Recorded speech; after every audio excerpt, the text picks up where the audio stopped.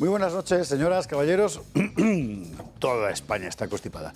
Bienvenidos al Gato al Agua, gato de 30 de diciembre, último gato del año. En principio un cambio de año no es más que, como decir, una rutina cronológica, pero al fin y al cabo los humanos somos seres arrojados en el tiempo, ¿verdad? Y en el tiempo organizamos nuestra vida, por eso un fin de año siempre es una ocasión tan relevante, pues para hacer balance de lo que has hecho en el año anterior, hacer proyectos generalmente vanos, en fin, sobre lo que vas a hacer en el año siguiente.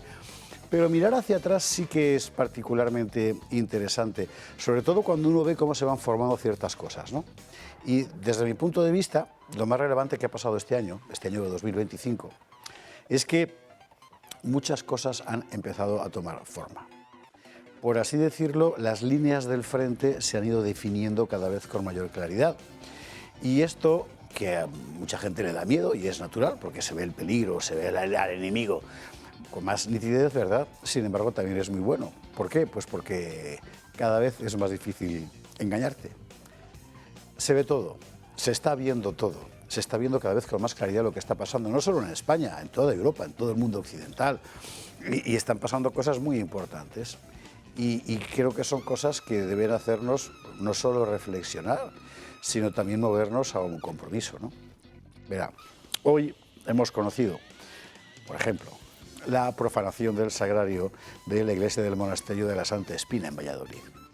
Han profanado el sagrario y han robado los cálices con las formas dentro y con el vino también, ¿no? Evidentemente no han robado las sagradas formas por su valor económico, la han robado para emplearlo en rituales satánicos, que es para lo que se roban estas cosas. Porque los satanistas creen en Dios, creen que Dios está ahí. Los satanistas son esa gente tan singular que, creyendo en Dios, prefieren, por el contrario, rendir culto al enemigo de Dios. Bueno, ellos son así. Pero es muy relevante porque incide en esta definición cada vez más nítida de los campos del bien y del mal en el que nos estamos viendo abocados. Todo lo que ha ocurrido esta Navidad, con la persecución generalmente demente de los símbolos navideños, de cualquier cosa que recuerde realmente lo que significa la Navidad en el contexto de la civilización cristiana, es enormemente relevante. No es solo cosa de una religión extranjera, que también es cosa de las propias élites locales, que están empeñadas en destruir la civilización que los ha elevado al poder. Y todo esto va tomando forma cada vez con más claridad en todas nuestras sociedades, en Francia o en el Reino Unido, en Alemania, en Italia, en España, por supuesto. Y por eso hay que moverse al compromiso, claro. La buena noticia es que si ayer, antes de ayer, hace 10 años, hace 15, todo esto podía parecer, bueno, apenas una niebla que se veía en el horizonte, hoy sin embargo está perfectamente claro. Estamos ante una auténtica batalla por la civilización. Todos. Había un discurso reciente del vicepresidente norteamericano, Vance, en ese sentido. Pero es que incluso una outsider de la política como la ex premier británica Liz Truss, de la que nadie recuerda ya su existencia, porque la echaron enseguida, salía hace poco en redes contándolo. Y ella ha tocado el poder mucho más de cerca que ninguno de nosotros. Claro que hay una batalla por la civilización. Hay una oligarquía que está gobernando el mundo occidental y muy particularmente la Unión Europea, que está empeñada en destruir lo que somos, Navidad incluida. Y frente a eso hay un pueblo que tiene que tomar conciencia de lo que tiene que salvar. Y para empezar tiene que salvarse a sí mismo. Tiene que salvar su propia existencia como pueblo, como comunidad. Es decir, como comunidad que ha recibido una herencia y que quiere proyectarse en un futuro. Esto, insisto, hace 3, 5, 10 años podía parecer cosa de presagios apocalípticos. Bueno, pues el apocalipsis, como decía León Blois, cuando quiero leer las últimas noticias, leo el apocalipsis ya está aquí. Este apocalipsis de civilización. Y nosotros, como usted, estamos dispuestos a salvar lo que hay que salvar, lo que somos, nuestra civilización esencialmente cristiana, esencialmente europea. Y hoy, 30 de diciembre, vamos a hacer un repaso por lo que ha sido este año y a lo que apunta el año entrante, que es a una definición cada vez más nítida de esa enorme batalla en la que usted y nosotros ya hemos elegido campo. Gato muy especial el de esta noche, ya lo verá usted a medida que vayamos desarrollando lo que tenemos que contarle. Y de momento lo que vamos a hacer es el despliegue, por así decir, de los titulares, de los temas que vamos a tratar, todos los temas que nos han estado envolviendo durante este año y en los que nos hemos propuesto esta noche ir un poco al fondo de la cuestión, ¿no? Es decir, ¿qué es lo que hay detrás de todo esto? ¿Por qué es tan importante? ¿Y qué hacer para que el comentario o la crítica no se quede simplemente en la superficie? Porque hoy es 30 de diciembre, sí señor. Titulares. Bueno, naturalmente esto ha sido el año de la corrupción. Pese a que el rey Felipe no se haya enterado, hoy este ha sido el año de la corrupción sin ninguna duda. Nunca había habido un fiscal general del Estado condenado por un tribunal, nunca había habido dos secretarios de organización consecutivos de un partido, el PSOE en este caso, en prisión, nunca había habido todo lo que hemos estado viendo, casi todos al banquillo, y los que quedan. La última noticia es que el PP ha llamado en el Senado a Ábalos, que saldrá de la cárcel para ir allí a hablar después de que el PSOE se haya encargado a sí mismo una especie de auditoría prêt-à-porter para explicar qué limpias son las cuentas del PSOE. Bueno, ¿qué hay detrás de todo esto? Porque aquí hay una cuestión clave. Lo hemos dicho muchas veces y además aquí fuimos los primeros en decirlo. Lo que singulariza la actual situación española no es que los políticos se corrompan, porque eso forma parte, en fin, de la historia de la humanidad desde los tiempos de Nabucodonosor. No. Lo que singulariza nuestra situación es que una banda ha llegado ya corrupta y se ha hecho con el poder y lo va a mantener, por supuesto, a toda costa, por encima de cualquier criterio político, democrático, institucional, etcétera. Y en eso profundizaremos. Si la cuestión de la corrupción parece que hay una buena parte del electorado al que no le conmueve particularmente, sí que le conmueve, por el contrario, algo que es una evidencia. O sea, nuestro final de mes está empezando ya el día 3. O sea, es que no llega el dinero, no le llega a nadie. La gente sigue con sus hábitos de consumo, bien, pero ¿alguien se ha preguntado qué es lo que está consumiendo? Porque claro, o sea, ya se acabaron los puros que fumaba el capitán, como decía la canción mexicana. La cesta de la compra es más cara que nunca. Y por otra parte, todos los datos económicos que conocemos indican que en España los salarios reales no crecen desde hace más de 20 años. Es que somos muy pobres. Somos muy pobres, objetivamente más pobres que nunca. ¿Por qué? ¿Cómo es posible que un país que en principio tiene de todo, y además hiperendeudado, y además con una recaudación récord por parte de Hacienda, sin embargo a la gente no le llega? Bueno, veremos esta cuestión. No es posible hacer un balance de lo que ha significado este año 2025 sin pasar por un asunto objetivamente histórico, porque nunca había pasado nada parecido en ningún país occidental en tiempos de paz, el apagón. O sea, que un país esté durante más de un día apagado, es decir, cero energía, cero luz. Eso no había pasado nunca. El año del apagón es producto directo de una serie de políticas decididas expresamente por gobiernos teledirigidos por lobbies. No hay más. Vamos a contarlo y vamos a contar también cuáles son esos mismos lobbies que fuera de España y en el ámbito europeo se dedican a hacer sus negocios, por cierto, con políticas contradictorias con las que aquí aplican. ¿Quién paga? Paga usted, paga el ciudadano de a pie.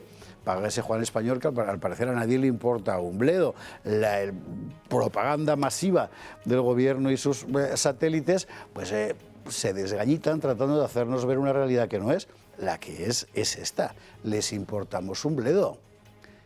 ¿Qué conclusiones hemos sacado después del apagón?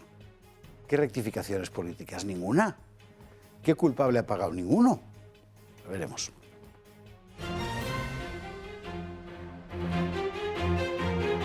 Usted sabe que uno de los grandes temas del año ha sido la polémica acerca de la vivienda. En realidad es una polémica que se repite todos los años desde hace muchos años. Y mire usted por dónde quizá no sea un azar que haya saltado en eso que el gobierno quiso convertir en el año Franco y que le salió el tiro por la culata. Porque todos recordamos que nuestros padres y nuestros abuelos pudieron comprarse una casa. En muchas familias por primera vez, porque antes no podían, pero pudieron, en propiedad y pagada en 10 años, y trabajaba solo uno.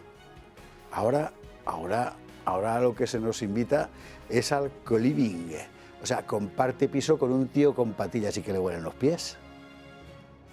Olvídate de tener una vivienda en propiedad. Claro, sin vivienda en propiedad, olvídate también de tener una familia. ¿Sabe usted cómo se llama eso? Se llama desposesión. El informe FOESA de este año sobre la situación socioeconómica en España era aterrador por el porcentaje elevadísimo de personas en el umbral en riesgo, para ser precisos, en riesgo de pobreza. ¿Sabe usted lo que significa eso? No que no tengamos nada como podía ocurrir hace un siglo, que efectivamente ocurría, no. Significa que lo que tenemos está colgando literalmente de un hilo, es la precariedad. Nadie puede construir un proyecto personal, muy pocos pueden hacerlo, porque todo lo que tenemos es precario. Y así, sencillamente, una sociedad se colapsa, sin casa, sin hijos, sin patria, sin nada. ¿Sabe usted lo que significa eso, no? Es mucho más que un problema de precios de alquiler. Es objetivamente una cuestión de colapso de un modelo social. Y vamos a entrar al fondo.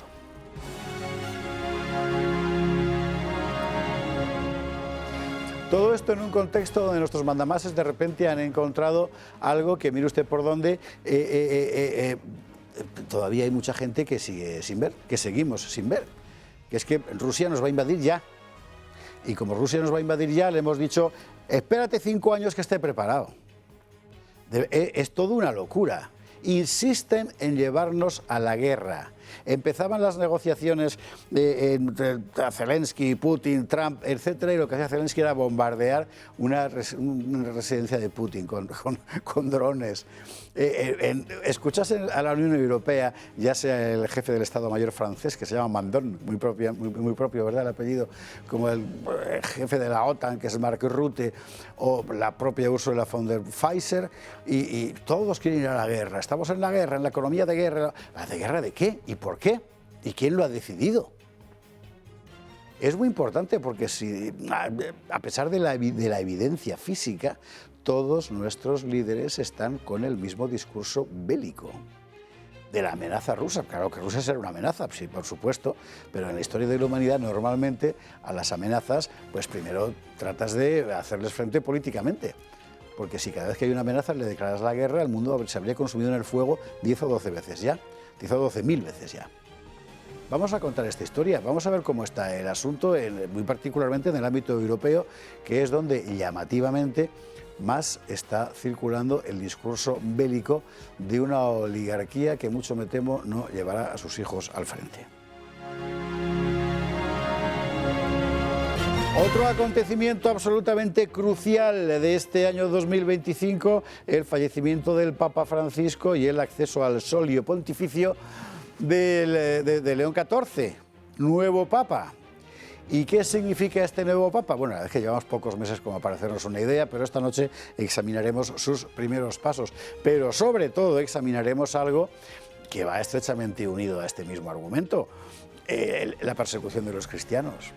Ha llegado a tal grado de sevicia este año, que muy particularmente en entornos como el de Nigeria, que ha trascendido los habituales límites de esa información de lance que te aparece en algún periódico sobre tantos degollados, etcétera. No, es un verdadero acontecimiento informativo. Entre otras cosas porque Donald Trump aprovechó para bombardear parte de las bases de los islamistas en Nigeria. El hecho de los cristianos perseguidos es uno de los más importantes del mundo en una civilización que sigue siendo esencialmente cristiana, claro. Vamos a hacer el repaso, vamos a ver los números, vamos a recordar también en qué consiste esa persecución en ámbitos quizá menos cruentos, pero mucho más profundos, como es el propio ámbito occidental. Decía el otro día el ex rector de Notre Dame en París que una iglesia que no es mártir, pues no es una iglesia, es una iglesia que se ha dormido, es verdad. Y una iglesia que deja que a sus fieles los martiricen es una iglesia que se ha dormido ya. Y nosotros dormidos no estamos. Y luego, mire, el horizonte de la esperanza en buena medida simbolizado por ese señor, un inglés tenía que ser, ¿qué se le va a hacer? Que en las manifestaciones de reivindicación identitaria en Inglaterra se subió a un león del puente sobre el Támesis en Londres, sacó una bandera de San Jorge y una cruz y recibió las aclamaciones de las masas. El país más descristianizado de Europa probablemente, el país que más ha hundido su propia identidad nacional probablemente, como es el caso de Inglaterra, resurgía por la presión, en buena medida criminal, hay que decirlo, de una inmigración desbocada, tolerada por una oligarquía política que sí que es realmente criminal. Hay un despertar en toda Europa, hay un despertar identitario. Como todos los movimientos de masas, pues son tan interesantes como temibles. Pero ahí está, y no se puede negar, y está ocurriendo en todas partes. Que haya ocurrido en Inglaterra porque el gobierno inglés prohibió la exhibición de la bandera inglesa, que es esa de San Jorge que está viendo usted ahí, me parece que eso es suficientemente elocuente como para que hoy dediquemos nuestro espacio final a algo que en realidad es un canto de esperanza, ¿eh? Hay esperanza porque hay un despertar. Nos han cambiado la sociedad, lo estamos viendo y queremos seguir siendo lo que somos.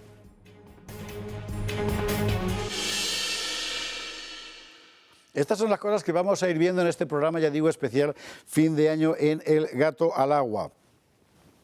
Y como es fin de año, queremos compartirlo con uno de los patrocinadores que más nos ha iluminado, y nunca mejor dicho, en este año. Y además les hemos mandado ya varias cajas de uvas del Vinalopó, como debe ser, para celebrar el fin de año. Ignacio Martín, muy buenas noches, ¿qué tal estás? Muy buenas noches, muy bien. ¿Y vosotros qué tal? ¿Cómo estáis? Pues bien, bien, deseando ver cómo te comes las uvas. Eso tienes que mandarnos un vídeo. Pero bueno, eso será mañana, Hoy de momento estamos con esta última aparición del año para recordar, antes de que se ponga a hablar Ignacio de lo suyo, yo le quiero hablar de lo suyo y de lo nuestro.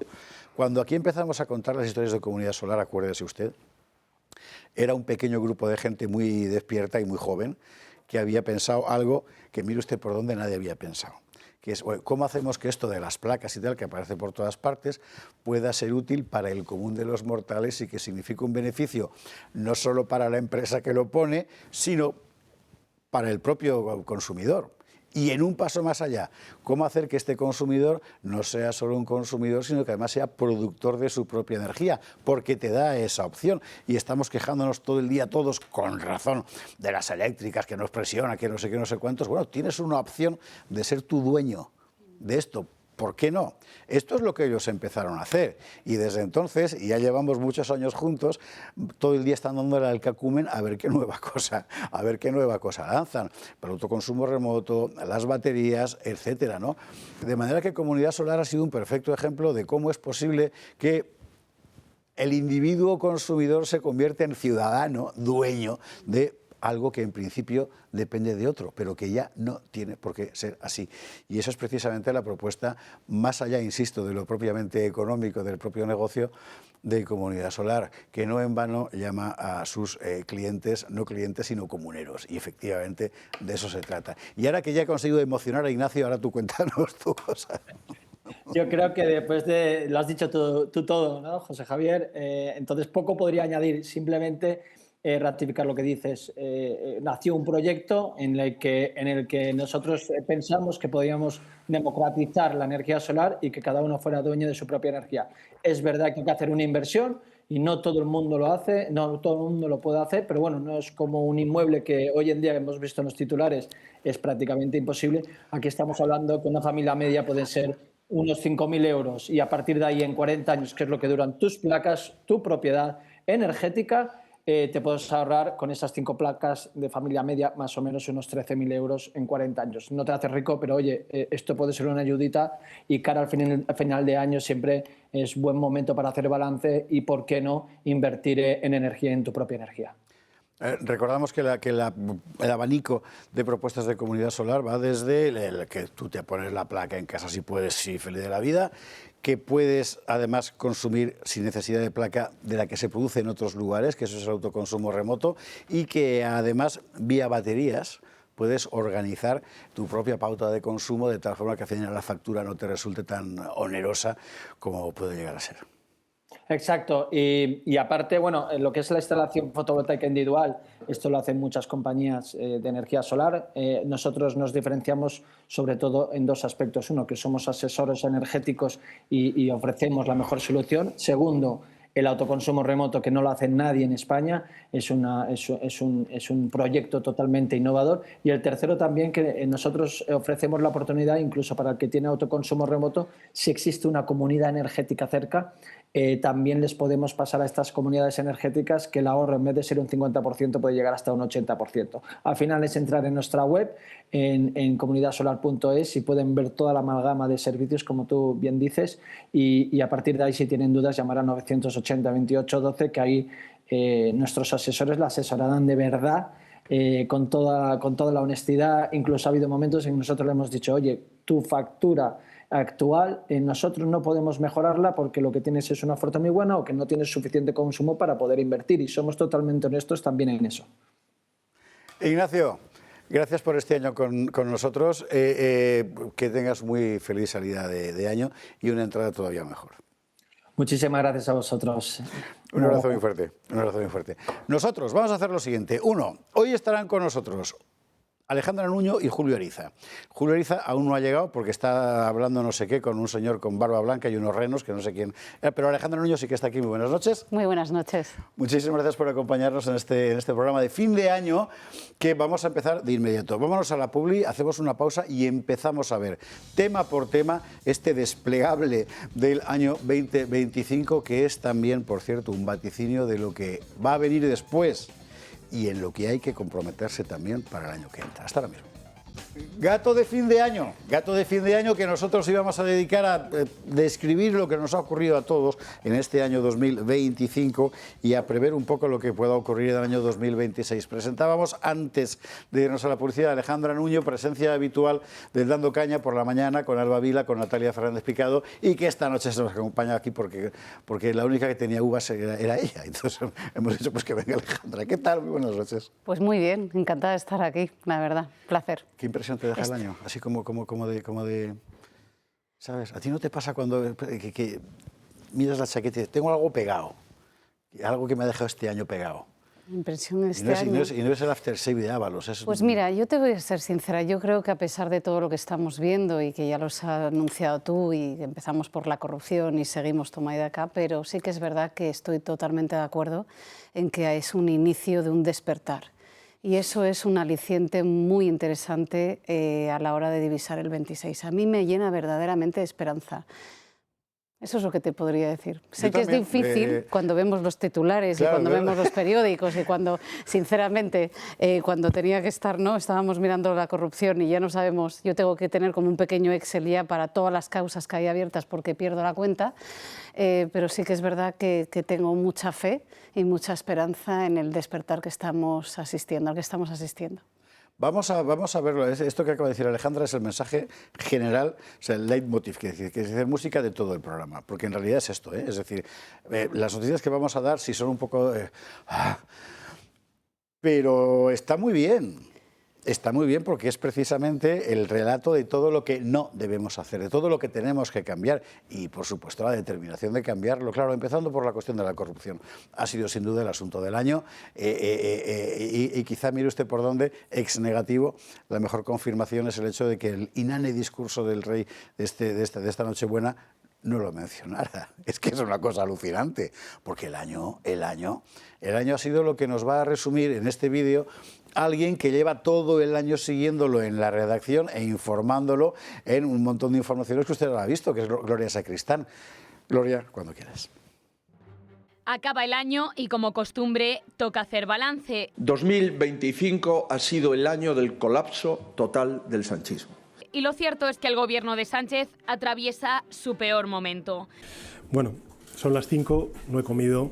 Está asediado por completo por todos los casos de corrupción que le salpican. Quien fuera mano derecha del presidente José Luis Ábalos y su exasesor, Koldo García, están entre rejas. Irán a juicio por beneficiar al empresario Víctor de Aldama con contratos de mascarillas por valor de 53 millones a cambio de sobornos. Hoy comparten algo más que un pasado político.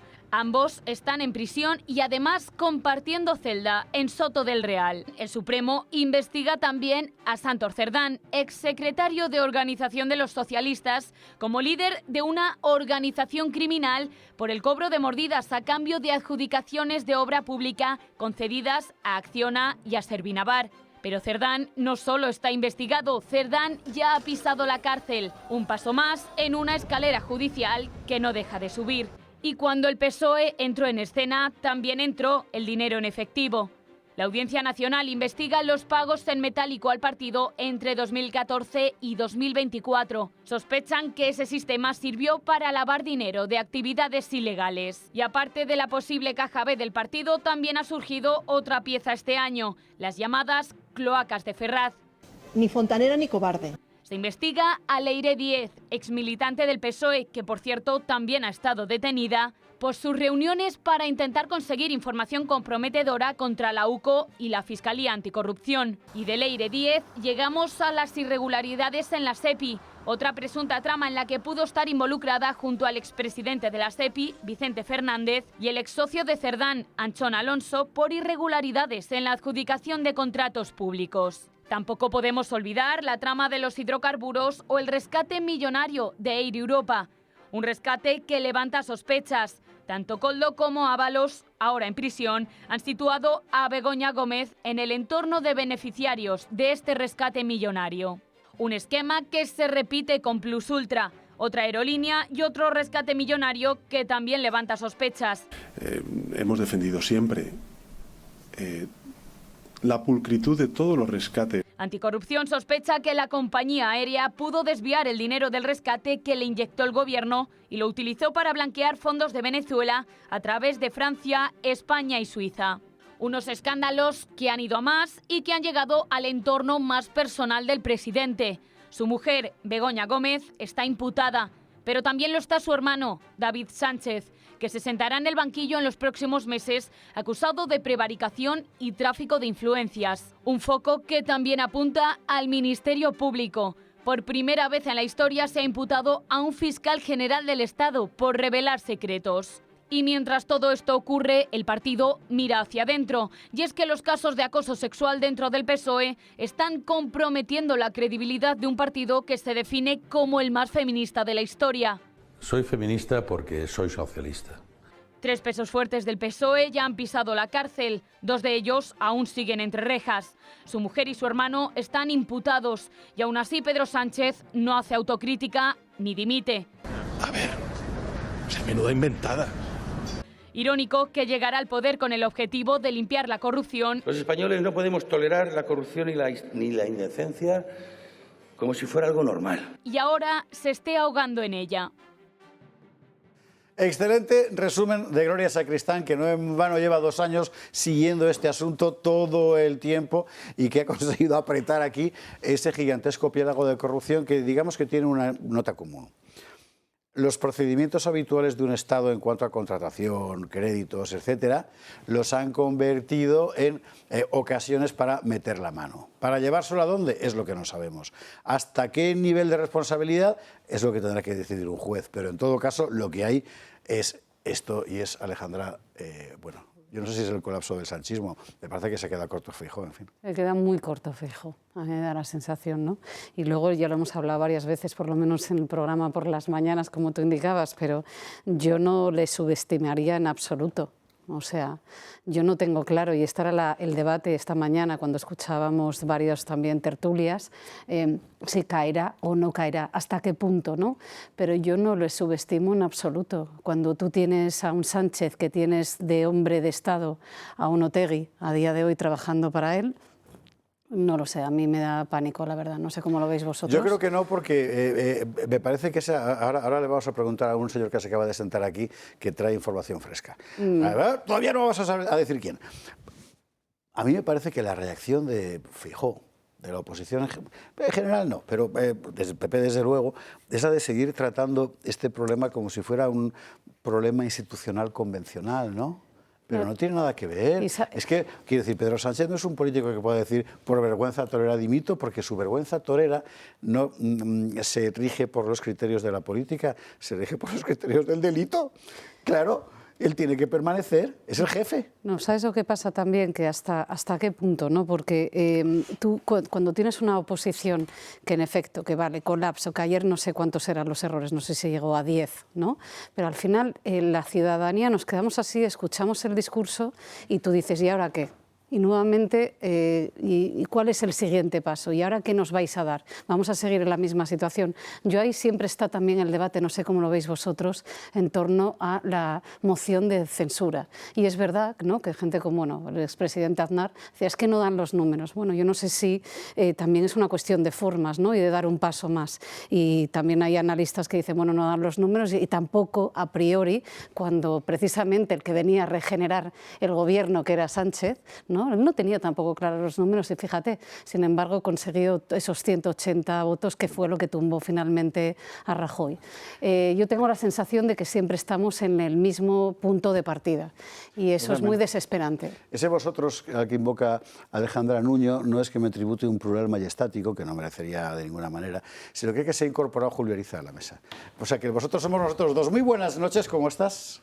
Muy bien, muchísimas gracias. Perdona el retraso. Ya nos han contado que andabas con un señor con barbas blancas vestido de rojo y unos renos, poniéndole una multa o algo. Ahí he estado. En realidad de barba blanca soy yo. Ya, y el reno, no preguntaré quién era el reno. El otro señor no lleva barba. Hemos hecho el desplegable de lo que va a ser este programa, que por así decir vamos a ir de lo más epidérmico e inmediato a lo más de fondo. Y hay que empezar, claro, por el año de la corrupción, porque este ha sido el año de la corrupción.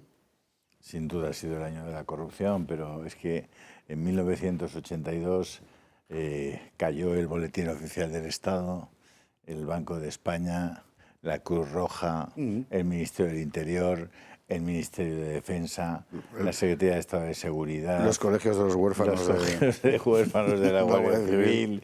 O sea, a ver, que es que esto no es nuevo. Es que cuando gobierna la izquierda, por lo menos la izquierda española, tiene la mala costumbre de empezar a meter la mano en la caja a la primera de cambio. Y ahora mismo, pues imaginaos la cantidad de instituciones que están ya pringadas, entre comillas.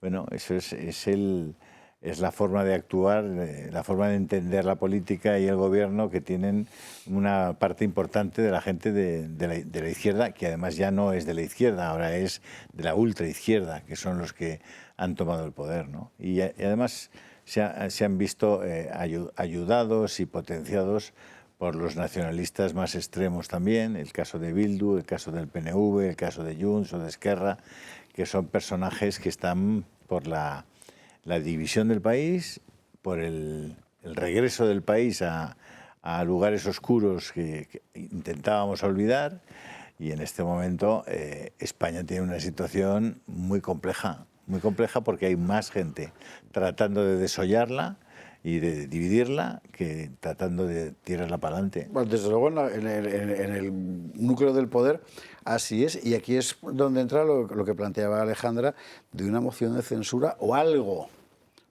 que permita escenificar la ruptura, decir, no podemos seguir jugando a esto.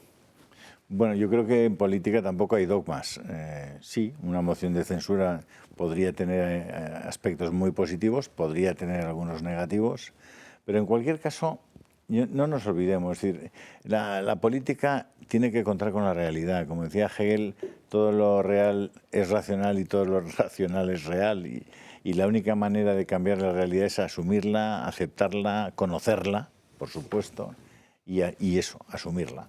Entonces, ahora mismo la política española cuenta con una realidad inexorable, que son 176 escaños, por lo menos, que te van a dar, en el último minuto, te van a dar siempre la posibilidad de que continúes.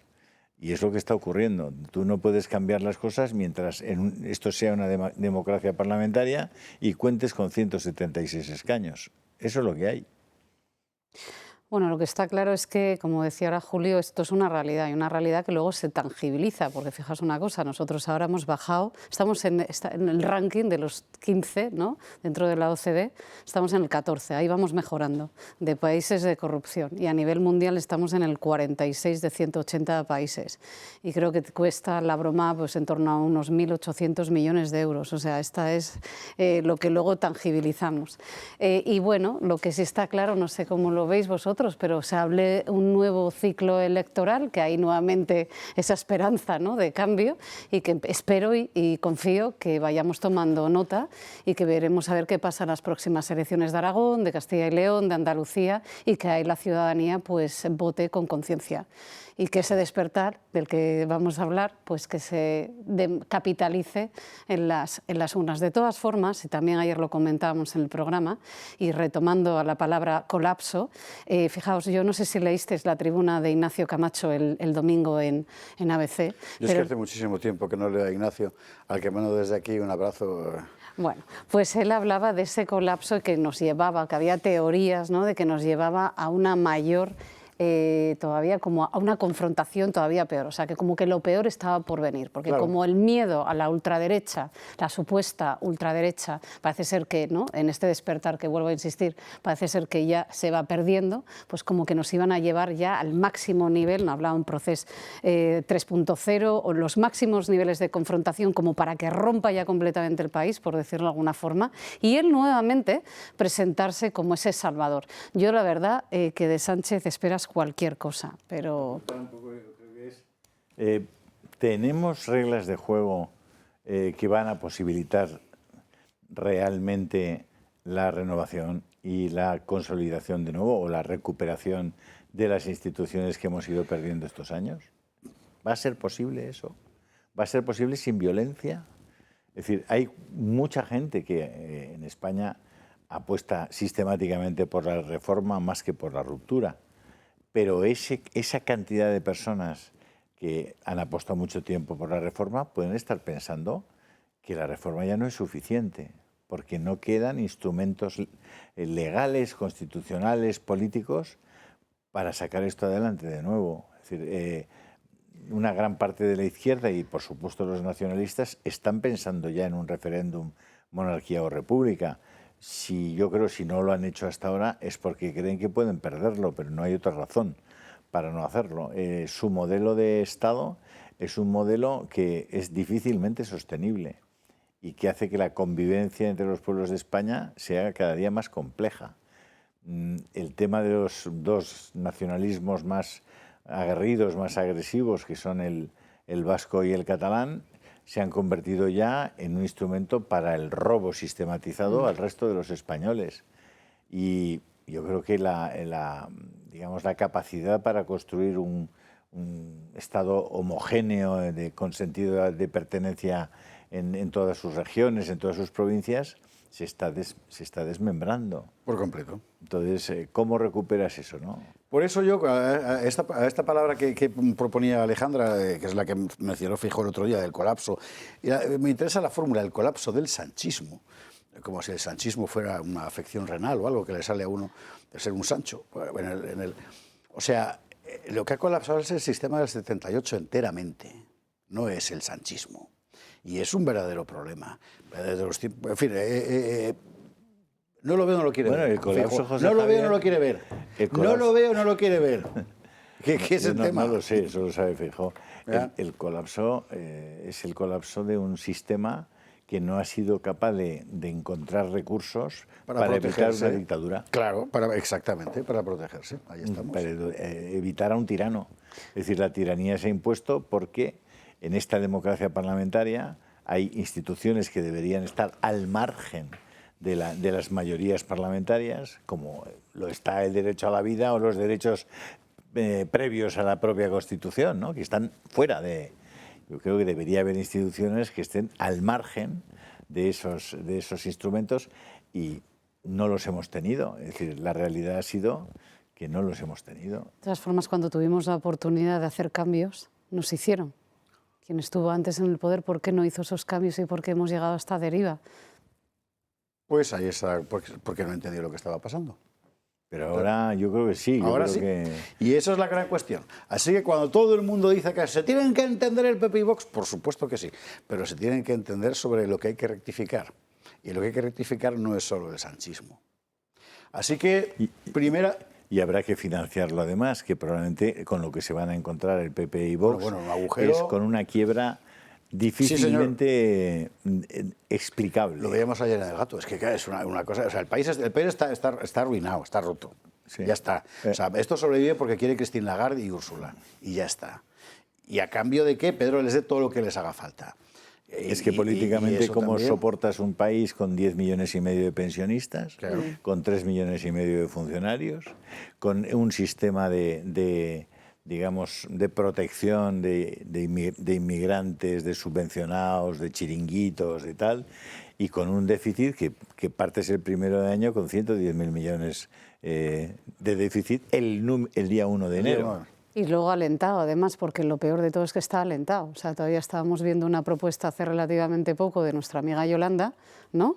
Es verdad, o sea, que no seré yo quien no quiera tomar un descanso o un momento para poder velar por la defunción de un familiar, pero un ser querido, pero desde luego de ahí a 10 días yo creo que son, ¿no? Eso es un cáncer mental que es ahí como lastramos la productividad de este país. Eso es tremendo. Esto nos va a llevar a la cuestión económica de la que vamos a hablar de inmediato. Como primera providencia, primera conclusión, propósitos para el fin de año, que quede claro que lo que tiene que venir es una rectificación a fondo de todo nuestro sistema de convivencia. Y ahí es donde hay que empezar a pensar y a despertar mentes perezosas que seguís pensando en la Constitución del 78, porque es que ya eso ya no sirve. Publi, venga, ¿y a la vuelta con qué vamos? Pues a la vuelta vamos con lo que más le pellizca a usted su vida cotidiana. Nuestro fin de mes empieza el día 3. Todo está más caro que nunca. Enseguida. Estamos de vuelta, Gato Especial, fin de año, repasando las cosas fundamentales que a todos nos han flagelado este año y en el horizonte lo que podemos hacer a partir del año que viene. Tema que a todos nos ha afectado de una forma particularmente bárbara es el aumento del coste de la vida. Eso es obvio, todo sube, menos los salarios. Y de hecho nuestros salarios reales llevan sin subir que 20 años. Es una cosa terrorífica. Estas Navidades son las más caras que recordamos. De nuestras vidas, de las que estamos vivos, las más caras que nunca. El otro día Alba Sánchez lo contaba así. Si la cuesta de enero ya nos parecía grande, ahora mismo estamos ante unas fiestas que baten todos los récords porque la Nochevieja de este 2025 nos va a salir más cara de la cuenta. Tanto si decides quedarte en casa con la familia como si planeas salir por ahí, los precios han alcanzado sus máximos históricos. Así que vamos a repasar una lista de alimentos básicos y típicos de la Navidad para mentalizarnos sobre cómo va a afectar a nuestro bolsillo despedir este 2025. La cesta de la compra de Navidad ha subido un 57% en total en la última década. Productos clave para la cena del 31 se han encarecido de manera notable. La carne de ternera y las ostras han subido su precio casi un 20%. El cordero lechal y el jamón entre un 8 y un 10%. Y las frutas tropicales también van a llegar a subir hasta casi ese 10%. Al cálculo, más o menos, comprar ingredientes para una cena familiar este año nos puede llegar a costar fácilmente 400 euros, aunque este precio solo incluye la comida, bebidas y caprichos aparte. Pero si lo pensamos bien, la alternativa para ahorrar parece no ser tampoco salir a cenar fuera. Un menú de Nochevieja promedio puede llegar a costar entre 100 y 250 euros por persona. Eso sí, un menú sencillo, sin ostentaciones. Este incluiría unos entrantes fríos, un plato principal, a elegir entre carne o pescado, bebida y postre. Y si queremos algo más especial, ya tenemos que sacar la billetera. Un menú exclusivo puede llegar a costar entre 400 y 600 euros por persona. Ahora bien, en este caso sí que podría haber alguna langosta, algo de jamón ibérico y quizás nos podamos tomar un buen champán. Esta será una noche que ya se perfila como una de las más caras de la historia reciente en España, debido a la inflación de los alimentos. Aunque otra de las razones principales por las que todo ha subido tanto es además que los españoles nos hemos acostumbrado a pedir directamente platos preparados o los menús para casa. Y eso ha generado un gran negocio. vamos, que uno ya no sabe cómo acertar en estas fechas.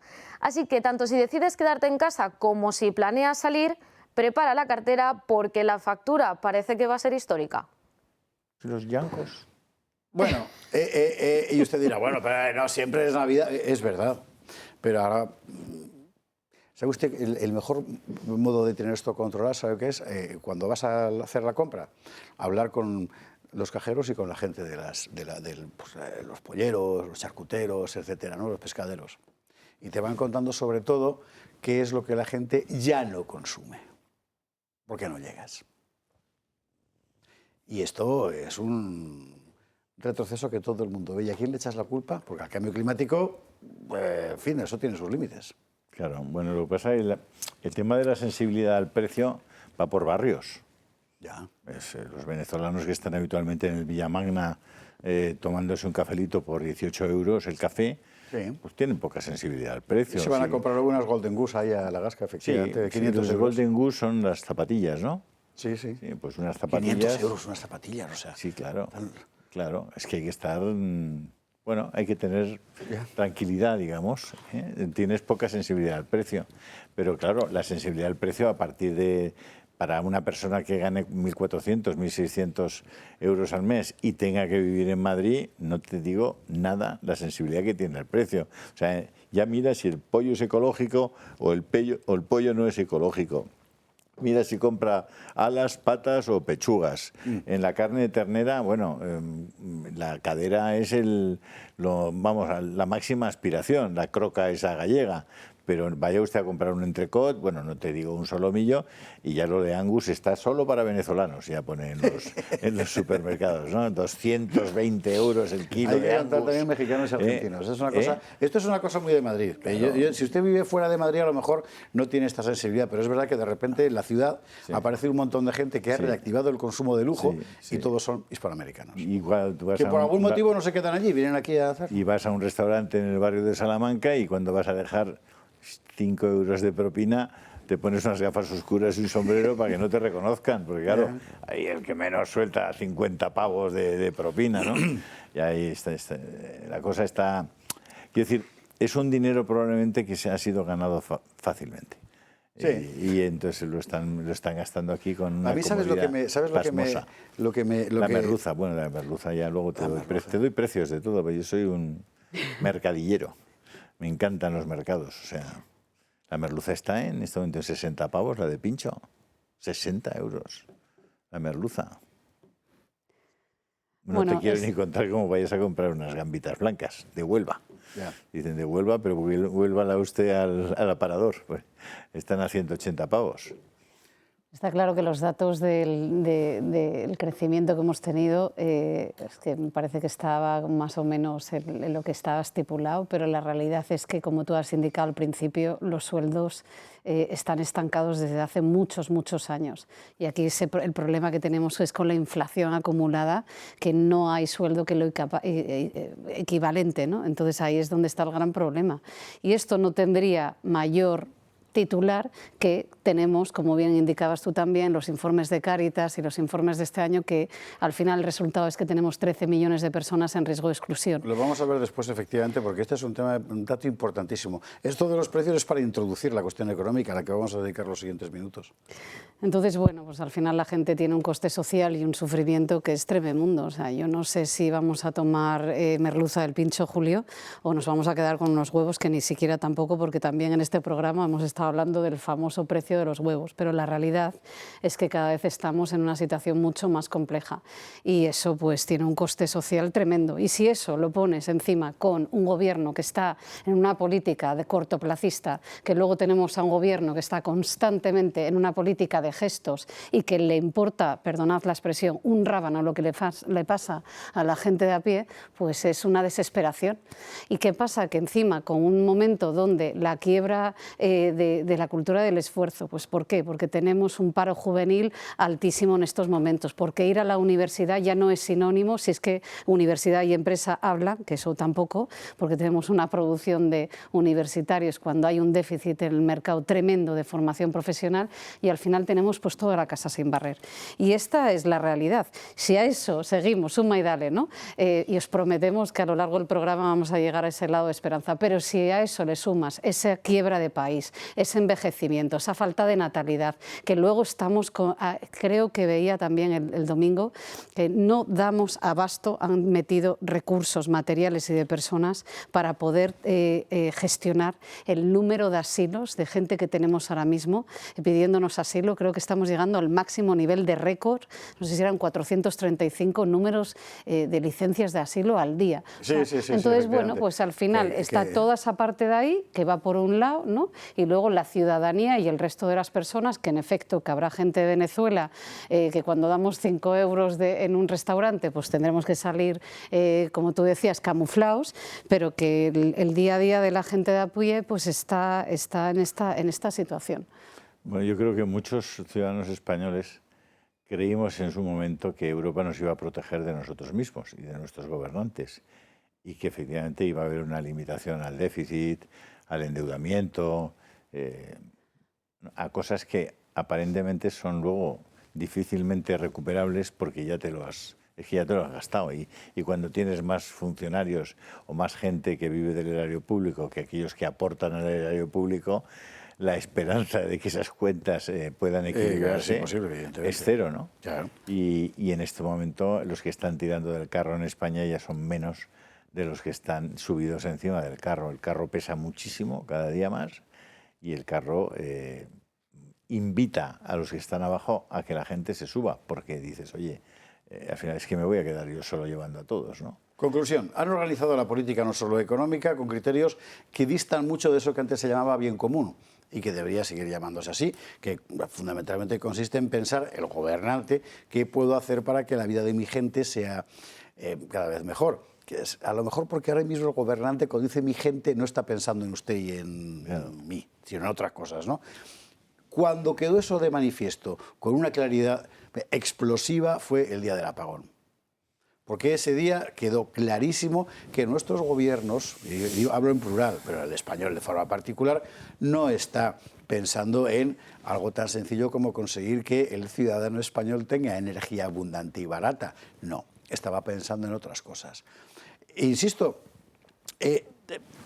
todo se lo come la actualidad, es lo que tiene esta sociedad de la información o de lo que sea. Pero fue un acontecimiento histórico. Nunca un país europeo en tiempos de paz había quedado enteramente sin luz más de un día. No había pasado nunca. Pasó aquí. Pasó aquí y la culpa, pues que si el cambio climático, que si Feijóo, que si los operadores, ya usted. Hay que recordarlo porque ese día, para quienes quisieron mirar, lo que quedó claro es que nuestro gobierno está al servicio de lobbies, de grupos de presión, de dinero. El gobierno socialista y sus aliados comunistas y otros. Aquel episodio lo siguió muy de cerca, en directo, en cuanto volvió a la luz, claro, Marina Álvarez. Marina Álvarez nos dejó un par de piezas fantásticas explicando además qué es lo que había pasado cuando todo el mundo estaba en Belén con los pastores. Bueno, hoy Marina Álvarez nos recuerda aquel episodio. 2025 pasará a la historia como el año del apagón. El 28 de abril España se quedó a oscuras y se sumió en un caos sin precedentes que en algunos lugares duró hasta 20 horas. Fue algo más que un susto. Las empresas perdieron unos 1.600 millones de euros y aunque las cifras oficiales hablan de 6 muertos, pudo haber muchos más. ¿Qué pasó? Todo empezó en la región suroeste de la península. La pérdida de generación se detectó en un segundo punto y 3 segundos y medio después, España, Portugal y parte del sur de Francia se fueron a negro. En el momento del apagón, el 60% del mercado dependía de las renovables. Las energías convencionales, el ciclo combinado y las nucleares eran marginales. Muchos expertos llevaban tiempo diciendo que ante cualquier incidente estos sistemas no tenían capacidad de reacción. El sistema necesita tensión, estabilidad de fluido eléctrico y estos solo son capaces de aportarlo las tecnologías que produce luz mediante turbinas hidroeléctricas, nucleares y ciclos combinados. Moncloa, lejos de reconocerlo, echó balones fuera. A día de hoy, señorías, repito, no hay ninguna evidencia empírica que nos diga que el incidente fuera provocado por un exceso de renovables o por la falta de centrales nucleares en España.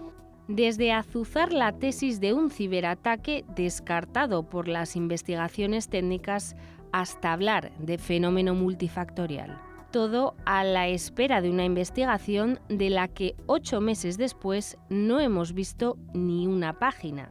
Red Eléctrica también se cubrió de gloria. La máxima responsable del suministro eléctrico decidió que la cosa no iba con ellos y echó la culpa a las operadoras. Su presidenta, Beatriz Corredor, descartó la tesis de las renovables para pedir meses después mejoras urgentes e incluso alertar del riesgo de un nuevo apagón.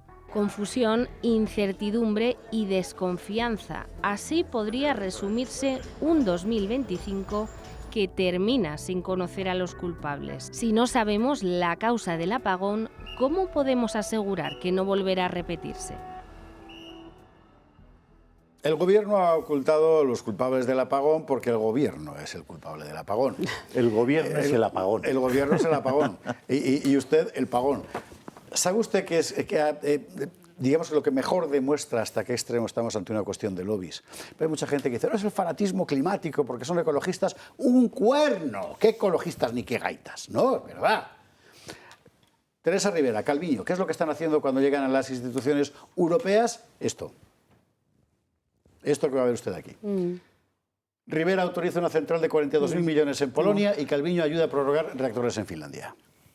¿Qué ecologismo ni qué gaitas? No es verdad. Es el lobby que les paga. Es el lobby que les paga. Estamos como en la política del siglo XIX en España o de principios del XX, con grupos de interés oligárquicos que pagan a la gente y se envuelven ahora en discursos, en retórica de tipo ecologista, de tipo democrático, no sé qué. Pero es lo mismo. Y este gobierno es títere de intereses de lobbies. Así en Marruecos como en Bruselas, valga la redundancia. Y el tema del apagón es evidente. Y a usted le importa un cuerno, como le importan un cuerno los 230 muertos de Valencia. Les da lo mismo. Porque lo que están es en eso. Y en que alguien tolere a Pedro seguir con la economía manga por hombro, ¿verdad? Y dándole dinero y comprándole deuda sin parar para que siga poniendo el país al servicio de esa gente. Es lo que hay. Y, en fin, habrá que decirlo alguna vez, digo yo. Ahora, bueno, ya lo he dicho. Yo solo un apunte con lo que estaba diciendo antes Julio de lo de Europa, que si Europa nos iba a salvar y demás. Yo, aparte, me hace gracia porque... aparte del empobrecimiento de la clase media, lo que se supone de todo lo que tiene que ver con la ampliación de la vulnerabilidad social y lo que hablábamos antes de la economía, yo me pregunto en qué nos ayuda Europa en términos empresariales, porque cuando hablamos de economía y empobrecimiento, ¿no? Hablamos de productividad, etcétera. ¿Y dónde está toda esa parte? O sea, Europa, aparte de la regulación, ¿cómo nos está apoyando a nivel empresarial? ¿Cómo está apoyando a los países? No lo veo por ningún lado.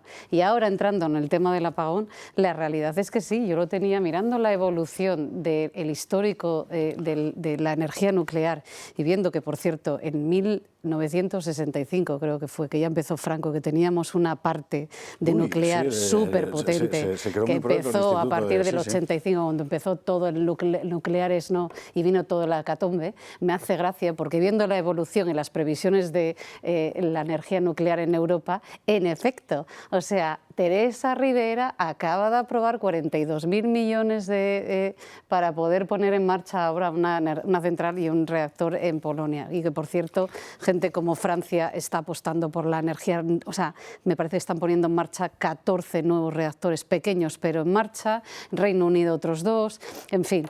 Así que nosotros no solamente hemos sufrido un apagón, que a día de hoy seguimos sin saber qué es lo que ocurrió, porque ya nada más que pasó nos lo dijeron, que no iba a haber prisa en dar ningún tipo de explicación.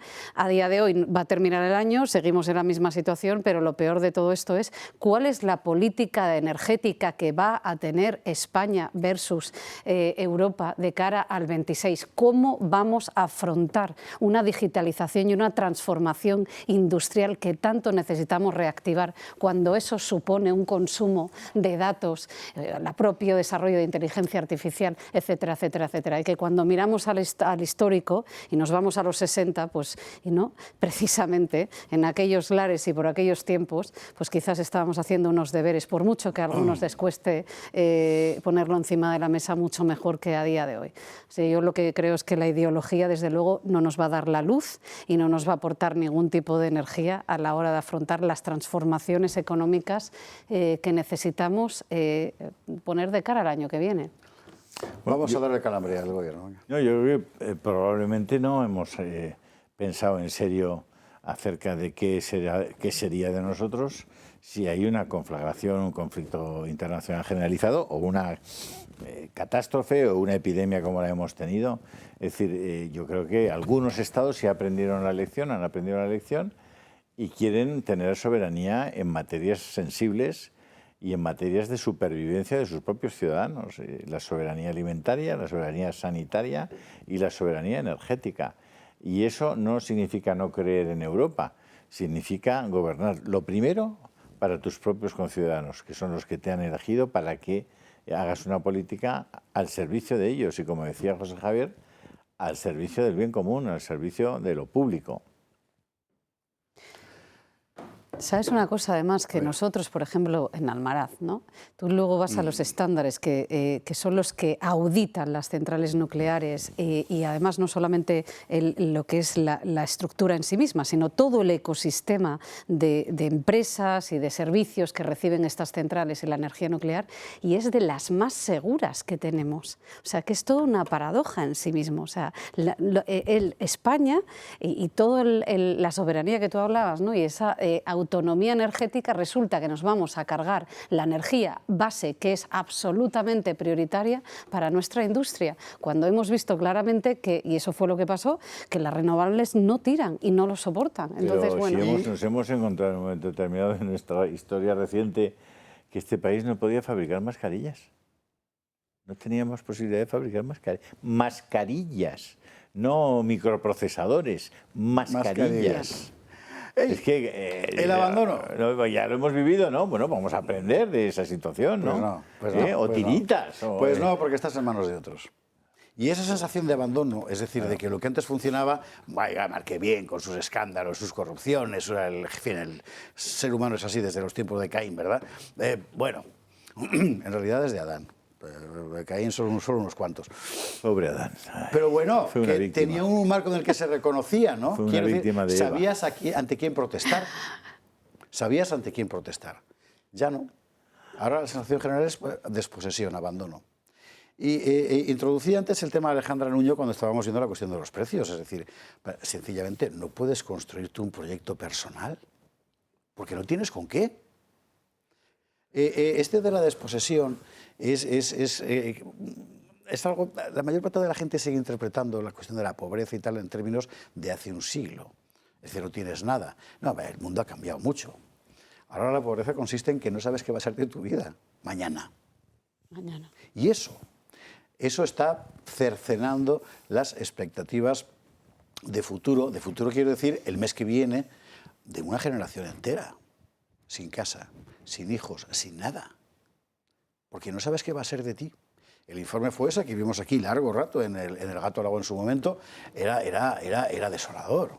Tienes un porcentaje de población en precariedad inasumible. Las sociedades de hace un siglo eran sociedades enteramente deformes, con un centro muy poderoso, muy rico y tal, pero muy pequeño y una enorme periferia de excluidos. Todo eso se cerró después de la Segunda Guerra Mundial. Se ha vuelto a abrir. se ha vuelto a abrir y el resultado es lo que nos va a contar Mónica Fuster. España siempre ha sido un país de propietarios. Durante generaciones, el ahorro de las familias se volcó en la vivienda. Hoy, sin embargo, ese modelo está roto. En solo un año, el precio de la vivienda ha subido un 13%.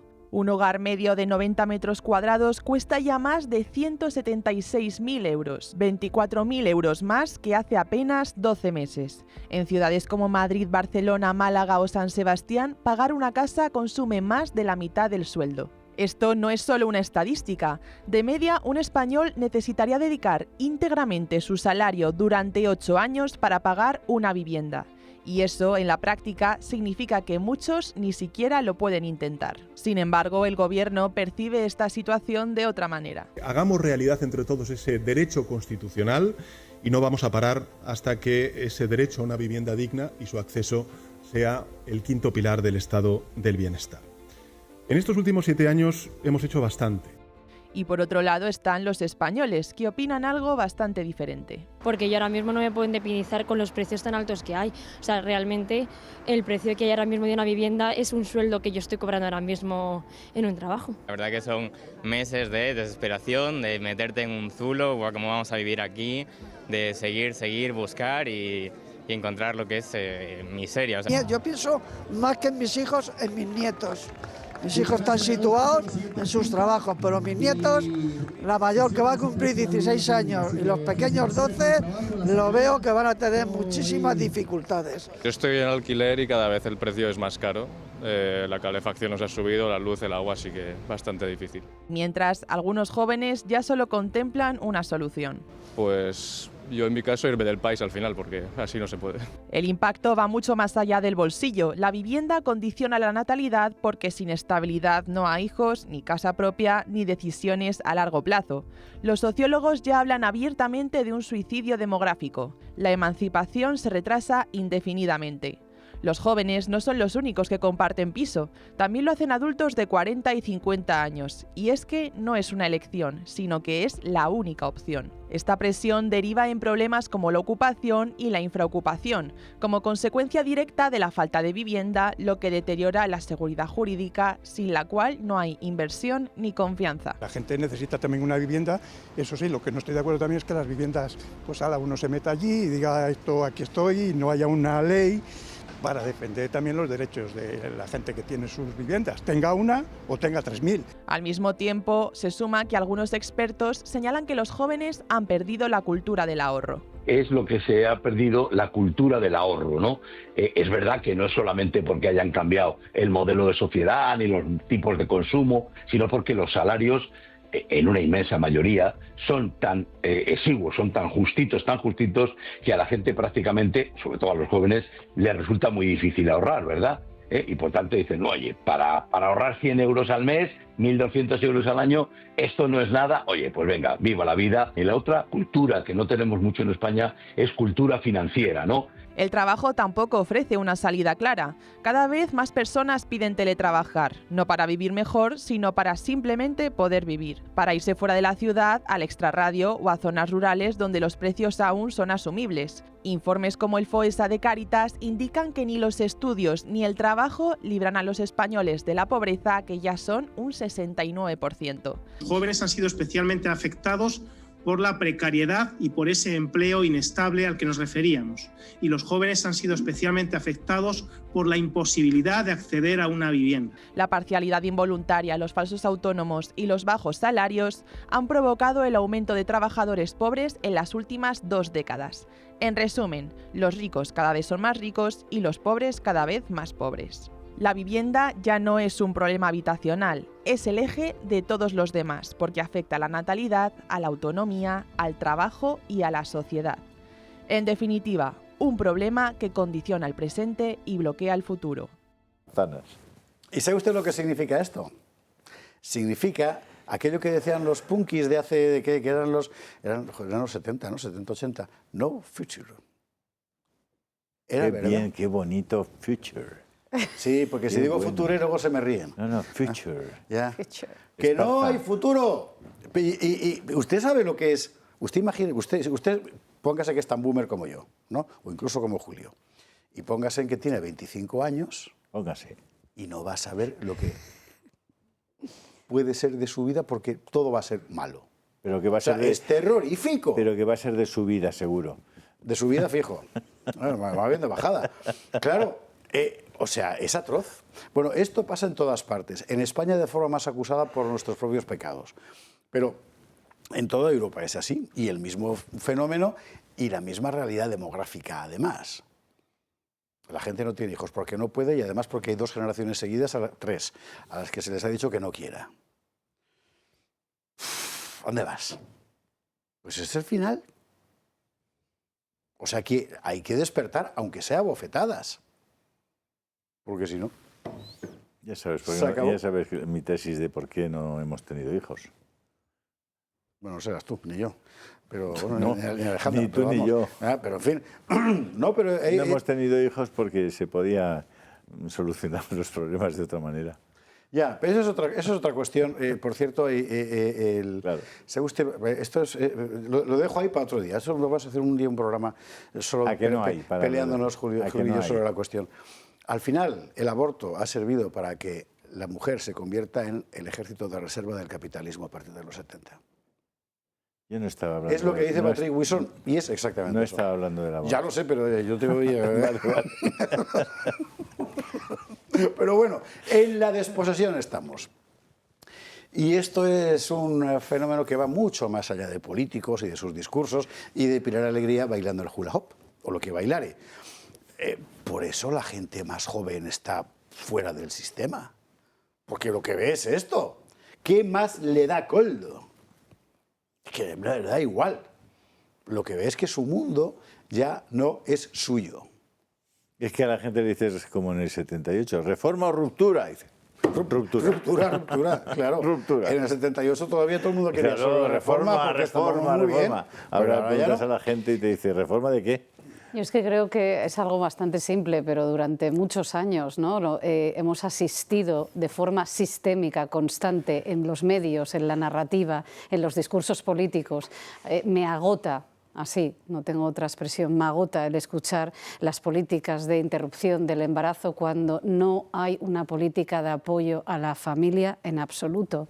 Y durante muchos años, muchas de nosotras hemos estado preguntando, y más allá de todo lo que vosotros estáis poniendo encima de la mesa, ¿cómo nos ayudáis a poder tener hijos y a poder llevar a cabo una conciliación de familia? Y por qué además tiene que ser o uno o lo otro, ¿por qué tengo que estar abocada a decidir entre poder tener una familia y tener una vida normal? Yo creo que en este sentido yo llevo muchos años defendiendo a la gente joven y creo que en ese sentido ellos vienen reivindicando de una forma muy clara, no la desposesión, perdona que te diga. De hecho, hay un anuncio ahí estupendo de una marca de seguros que ya la vimos hace por lo menos ya, yo creo que en torno a hace 4 años, donde reclamaban como que, ¿no? Vivimos en la sociedad del renting, ¿no? La sociedad de ya no tengo coche, ya no tengo esto, ya no tengo lo otro. Esto, pues mira, esto a lo mejor está muy bien, pero ahora no hay nada más revolucionario que poder tener la libertad, por lo menos la libertad de poder elegir y exigir a nuestros gestores públicos en que, entre otras cosas, porque fíjate lo que tú decías al principio, o sea, estamos en un año de récord de recaudación, récord. Creo que el promedio ahora mismo está en torno a 3.111 euros, lo que le cuesta a una empresa tener a alguien con salario prácticamente mínimo. Ese es el coste de ahora mismo de tener a alguien en nómina. Y entonces mi pregunta es la siguiente: ¿a dónde están yendo todos estos impuestos? ¿Dónde están las políticas? En fin, yo creo profundamente que estamos en un momento donde reivindicamos y debemos de seguir reivindicando y exigiendo a nuestros gestores públicos el poder decidir y el poder tener una familia, porque entonces solo faltaría. Una sociedad que no se vertebra a través de la familia, ¿qué es? ¿Y cuál es el coste de la vida? Y luego, perdonad, será muy moderno. Yo escucho y estoy harta, y sé ahora mismo, estoy pensando en una persona que estará escuchándonos y que dirá, Dios mío, ya está Alejandra con esta cantinela, pero estoy harta, ¿no?, de las grandes sociedades, las nórdicas y demás. Y para mí es una sociedad completamente descafeinada, que los prueba de ellos son un fracaso. Prueba de ellos son los datos que tenemos de suicidio, los datos que tenemos de salud mental, los datos que tenemos de adicciones y de suicidio. Porque fijaos una cosa, es que el ser humano es un ser humano que es que lo que nos diferencia, bueno, ni siquiera, pero es que vivimos en comunidad, somos cuerpos sociales y necesitamos de esa comunidad, de esa familia, para poder desarrollarnos en plenitud. Entonces, para mí, las sociedades que se vanaglorian de tener a los ancianos en no sé dónde, el tener una tasa de natalidad por los suelos, para mí todo esto, pues ¿qué quieres que te diga? Fracasada. Para mí es un fracaso. Ese modelo ha llevado al actual colapso. Exactamente. Y que hay una generación entera que diga el camino de mis padres y de mis abuelos me ha conducido aquí. Y es así. Pero no era el de sus padres y sus abuelos, era el de los políticos que los dirigían, ofreciéndoles una redención de prosperidad y bienestar que cuando se acaba la prosperidad y el bienestar, ¿qué te queda detrás? Bueno, yo veo sí que se ha demostrado una cosa, que una sociedad sin código moral, que se desconecta del qué es el bien y qué es el mal, es una sociedad que puede al principio aguantar económicamente, pero que acaba en la ruina. Están conectados. El sistema moral con el sistema económico. Sí. No es posible una sociedad, digamos, no opulenta, pero una sociedad sana y que tiene un adecuado sistema de distribución de la riqueza, si no hay un código moral que explica y que asume que hay cosas que están bien y cosas que están mal. Y que no podemos vivir, Julio, no se puede vivir, y espero de cara al 26, en ese eterno relativismo, ¿no? Todo es relativo, ¿no? Perdona, hay cosas en la vida que no pueden ser sujeto del relativismo, porque no tiene ningún sentido, porque va contra natura. Y es que durante mucho tiempo la política, la narrativa, el discurso de lo correcto, ¿no? Era justamente pues ese vacío. O sea, hemos asistido al propio vacío de la propia sociedad. Y claro, eso nos ha llevado a la más absoluta ruina en todos los sentidos. Y la gente, perdona, no está feliz, no es feliz. Y es que parece que siempre estoy hablando de la gente joven, pero es que es así. Creo que en ese sentido ellos vienen con las ideas muy claras. Yo no sé si tienen las ideas muy claras, pero desde luego esta parte del programa estaba pensada específicamente para ellos, es verdad. Para la gente más joven, que es la que se está encontrando ahora con el producto final de una sociedad que como modelo ha fracasado. Bueno, y seguramente una de las causas fundamentales es lo que acaba de decir Julio. Si no tienes un norte, pues te vas fuera. Schumacher hablaba en los años 60 de medir no el Producto Interior Bruto, sino la felicidad nacional bruta de una sociedad. Si hoy midiéramos la felicidad nacional bruta, como dice Alejandra, solo con los índices de suicidio, de desesperanza, de fracaso en todos los órdenes, te encontrarías con que la felicidad nacional bruta del año 2025 en España ha caído en picado respecto a la que teníamos en los años. Y ojo, Julio, porque estamos a la cabeza del consumo de ansiolíticos, de consumo de psicofármacos. De cocaína. De cocaína. Y de otras cosas que no...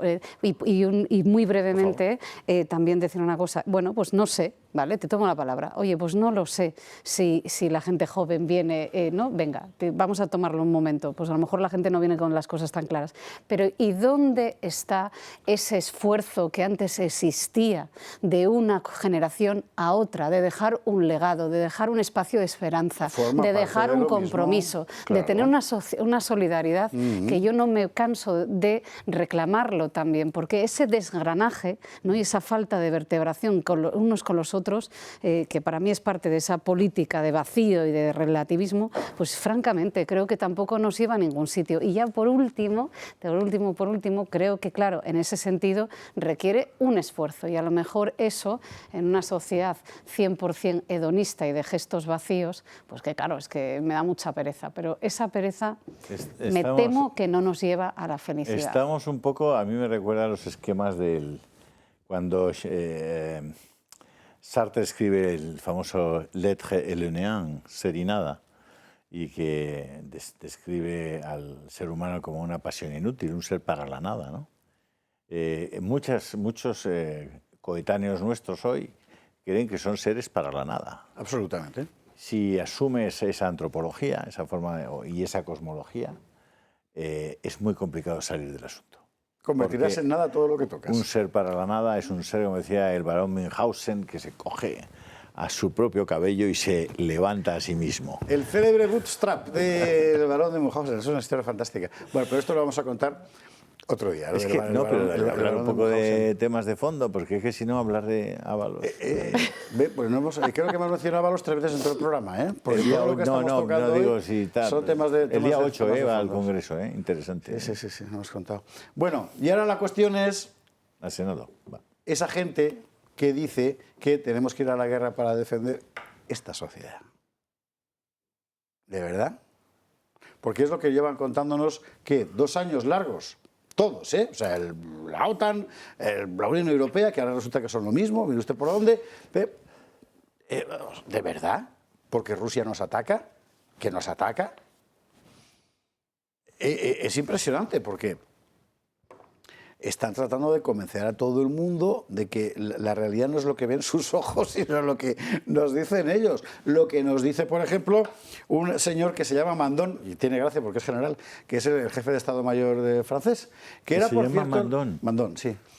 Mandon, el señor, hay que decir Mandon. Pero bueno, este hombre era el jefe de gabinete militar de Macron, ¿eh? O sea, lo han ascendido por eso. Pues de Macron a Mandon. Y este le decía hace pocas semanas a los franceses que tienen que hacerse la idea de llevar a sus hijos a la guerra. A la guerra, así. Si nuestro país se tambalea porque no está dispuesto a aceptar perder a sus hijos, a sufrir económicamente, entonces estamos en riesgo. Listos. ¿Y por qué?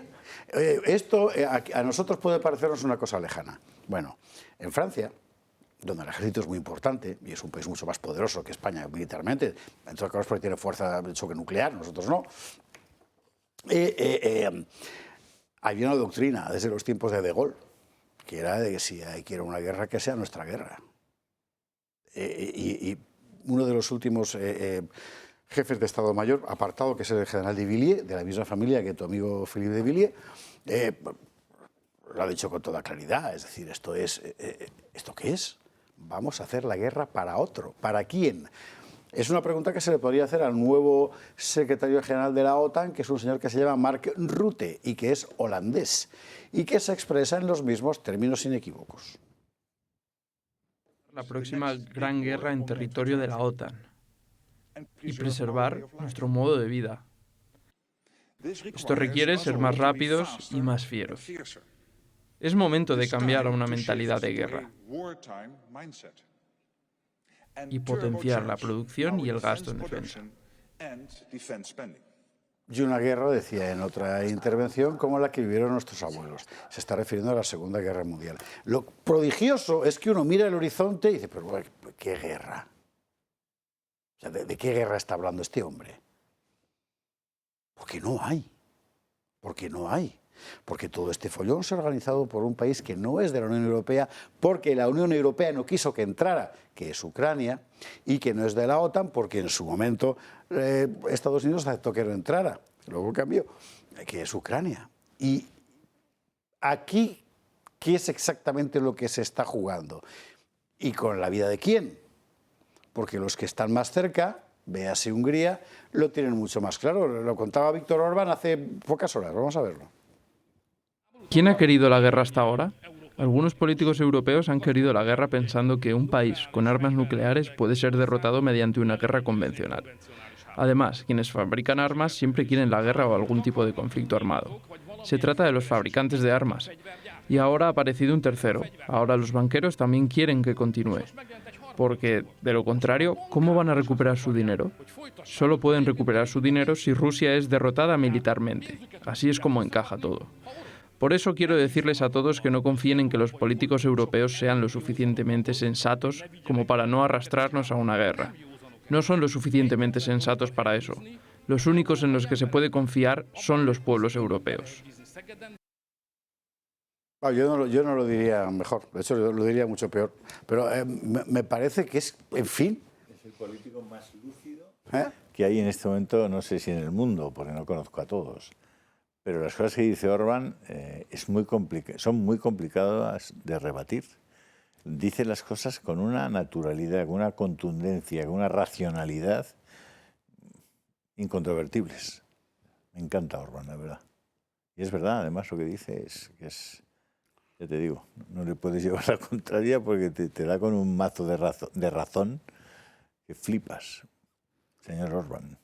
Que, por cierto, se va a llevar el gato al agua y va a hacer una reunión en Budapest entre Putin y Zelensky. Sí, sí, seguramente sí. A propósito de esto que decía Orbán, dato relevante de hoy, la caída en picado en las bolsas de la gran industria armamentística en cuanto han empezado las negociaciones en torno a Ucrania. Bueno, tranquilo, porque ya se habrían puesto cortos. Sí, ¿no? Para aprovechar ahí los que la pérdida. Sufren son las manos débiles. Alejandra. Bueno, este tema es complejo, ¿eh? Yo aquí ando con pies de plomo, pero bueno, no lo sé. Escuchas a esta gente y el tema de la guerra, madre mía, a mí me deja en shock, ¿no? Es verdad que, bueno, que puede ser un estímulo económico, un desvío de atención. La guerra tradicional, ¿de qué guerra estamos hablando? ¿Cómo podemos en el siglo XXI estar hablando de la guerra en pleno tal? Bueno, no sé qué deciros. Hasta qué punto también podíamos ser el proteccionado, ¿no? Constantemente bajo la tutela infantilista de Estados Unidos. ¿Y de qué guerras estamos hablando? Las guerras, como decía él ahora, ¿no? Las tradicionales versus las que tenemos en los señores de la nube, que nos controlan con los algoritmos y controlan todo el relato y no sé muy bien en qué guerra. Es que no sabría. Me encantaría escucharos a vosotros y os paso la pelota. Yo lo tengo, no sé si muy claro, pero... ¿De qué guerra estamos hablando y por qué hablamos de la guerra? Perdona, y luego, ¿quién puede hablar con qué lenguaje belicista? Porque yo escucho a algunas señoras que están en el gobierno de España invocando, ¿no? Vamos a por ellos prácticamente, que me deja alucinada también, ¿no? No lo sé. Orbán pone en cuestión en ese breve discurso que hemos escuchado, bueno, la parte de ese discurso que hemos escuchado, dice, hombre, es que ¿cómo se puede pensar que a un país tan nuclearizado como Rusia se le puede ganar con una guerra convencional? Como no se le puede ganar ni a Gran Bretaña ni a Francia. Es decir, es que hay una mutua disuasión. Es decir, Gran Bretaña y Francia tienen cabezas nucleares para hacerle un agujero a Rusia y ponerla patas arriba, igual que Rusia lo tiene para hacérselo a Gran Bretaña y Francia. Pero el problema no es solamente ese. El problema es que no podemos ya concebir la guerra como la concebíamos hace 40 años. Es que la guerra hoy puede ser con un bichito. Con un bichito. Yeah. Es decir, que lo echas en el agua de Londres o en el aire de San Petersburgo o en Berlín. O simplemente con unos ordenadores cuánticos dentro de muy poquito. Es decir, ¿cómo vas a defenderte de una guerra cibernética? Yo creo que estamos concibiendo y proyectando al futuro cosas que ya en el futuro no van a existir. Luego, por tanto, no son verdad. Claro. O sea, luego, por tanto, cuando estamos asistiendo al tema del resurgimiento del servicio militar, eso es lo que estáis diciendo, que no tiene ningún sentido estar afrontando situaciones posiblemente bélicas desde esa mente. Este es un melón muy importante, porque eso tendría sentido para reafirmar la cohesión de una sociedad, que era en realidad para lo que servía. Ahora, ¿qué sociedades? ¿La francesa o la alemana? En Bélgica, los menores de 17 años, el 70% son extraeuropeos. ¿Vas a montar un regimiento de spies? Bueno, en fin. Cuando hablamos has dicho ¿cuál es la expresión que has utilizado? Perdona. Estamos ya aquí con las uvas, ¿eh? No, como de integración, decías, ¿no? Sí, el servicio militar, de la cohesión nacional. Lo que servía, quiero decir. Incluso Julio, que tuvo la peor mili del mundo, cuando llegó al cuartel... Sobre todo mis soldados. Sobre todo sus soldados. Allí te encontrabas con gente de todas las clases sociales, de cualquier rincón de España, todos metidos a convivir. Y realmente eso hacía más por la cohesión nacional que cualquier otra cosa. La cohesión nacional, y hablamos de resiliencia en ese sentido, ahora que está tan de moda. Yo es que cuando crees que estamos saco el revólver, pero sí, o sea... Yo vivía en la resiliencia militar. Resiliencia militar. Exactamente. Que bueno, esa es otra, ¿no? Sí, de capacidad de adaptarte a una situación estresante. Claro. A ver, pero proyécteme usted cosas que sean reales. Es decir, no me proyecte usted que vamos a ir a la guerra como si estuviéramos con los M-47 o M-48 alemanes en en 1960, ¿no? Es que no tiene nada que ver. Ni tiene nada que ver. Antes de irnos a la publi, porque ahora hay que hablar del Papa, pero la idea es fundamental. ¿Del Papa? Si tú Si tú vas a declarar, si tú realmente tienes un enemigo existencial con el que vas a hacerte la guerra, lo último que haces es decirle: eres muy malo, eres mi enemigo, no te voy a dejar vivir y dentro de 5 años estaré en condiciones de hacerte la guerra. O sea, como Gila ya no, ¿no? O sea, claro, vamos a ver, ¿hay que pensar que Úrsula, Ruth y compañía son gilipollas? No, evidentemente no. Son malos, tontos no. Luego entonces aquí estamos jugando otra cosa. De lo que está hablando, y lo ha dicho Orbán con toda claridad, aquí no nos engañen, no nos tomen el pelo, no nos tomen por idiotas. Estamos hablando de dinero. Estamos hablando de intereses económicos de los lobbies. No de nuestro dinero, claro, de los lobbies armamentísticos y de otros lobbies que no aparecen en primera línea, pero que también están ahí. Entonces, estamos hablando de dinero. Y el pueblo, cuando los otros están hablando de dinero, que creen que les están hablando de romanticismo, lo que tienen que poner es las vidas de sus hijos. Exactamente. Oiga, yo no estoy dispuesto a poner las vidas de los niños o de los jóvenes a cambio de que usted gane más dinero. Usted me tendrá que explicar muy bien por qué quiere llevar a los jóvenes a la guerra. Usted que no tiene hijos. Porque es que los musulmanes en Francia, que tienen un 1,5 de tasa de fecundidad, pero que la tasa de fecundidad de aquellos que son de religión islámica la multiplican por 3 o por 4, les van a decir: oiga, yo voy a poner a mis hijos ¿para qué? Para que los Rafale vendan ustedes más Rafale, para que la industria armamentística francesa despunte y pues sea esto es lo que era demonstrandum, que decía el otro. A la publi. Venga, no, es que nos han contado un cuento. Y yo creo que Orbán eso lo explica muy bien. Y aquí el problema es que no hay un debate transparente público. No se puede hablar. No se puede. Entonces, claro, si no puedes por hacer eso lo un tenemos debate aquí. En Y ahora, serio. a la publicidad. 2 cosas importantes de las que hay que hablar todavía, antes de irnos. Una, hombre, ha sido el año de un Papa nuevo, esto hay que contarlo. Y aprovecharemos para contar algo que ha emergido a la superficie ahora, pero que lleva siendo una tragedia desde hace años, que es la persecución cruenta, violentísima de los cristianos en todas partes. 2, el despertar. El tipo es en un puente de Inglaterra con la bandera de San Jorge y una cruz. Además, en un país tan hundido moralmente como el Reino Unido, Emiratos Unidos de la Gran Bretaña. Publi y lo vemos. Fíjate de los recta casi final, una larga recta final todavía, pero este año 2025 hemos vivido un acontecimiento de los que pasan pocas veces. Muere un papa, llega otro. El Papa Francisco, Dios lo tenga en su gloria, se marchó, dejó este mundo traidor y ha venido otro. No, vamos a ver. Dejó este mundo traidor todo junto, sin coma en medio. No sé por qué me malinterpretó Julio. No, dejó este mundo traidor. Vale. Y ha llegado León XIV. León XIV que bueno, suscitó mucha polémica, más que mucha polémica, y no sé muy bien cómo decirlo, opiniones muy encontradas, ¿no? Porque bueno, es un hombre que viene evidentemente con una larguísima trayectoria, muy meritoria en muchas cosas, lógicamente muy expuesto, por tanto ha hablado mucho. El que tiene boca se equivoca y el que tiene nariz se moca, que decía mi tía abuela, Vicenta. Y que está también en el reino de los cielos con el Papa Francisco, mira tú por dónde. A ver si consigo salir del jardín este en el que me he metido. Pues, bien, Julio Ariza sigue muy en su Telegram, muy de cerca todas las evoluciones de la Iglesia que normalmente no se cuentan en su Telegram. Y la verdad es que ahí aparecen un montón de informaciones con cosas que muy de dentro, ¿no?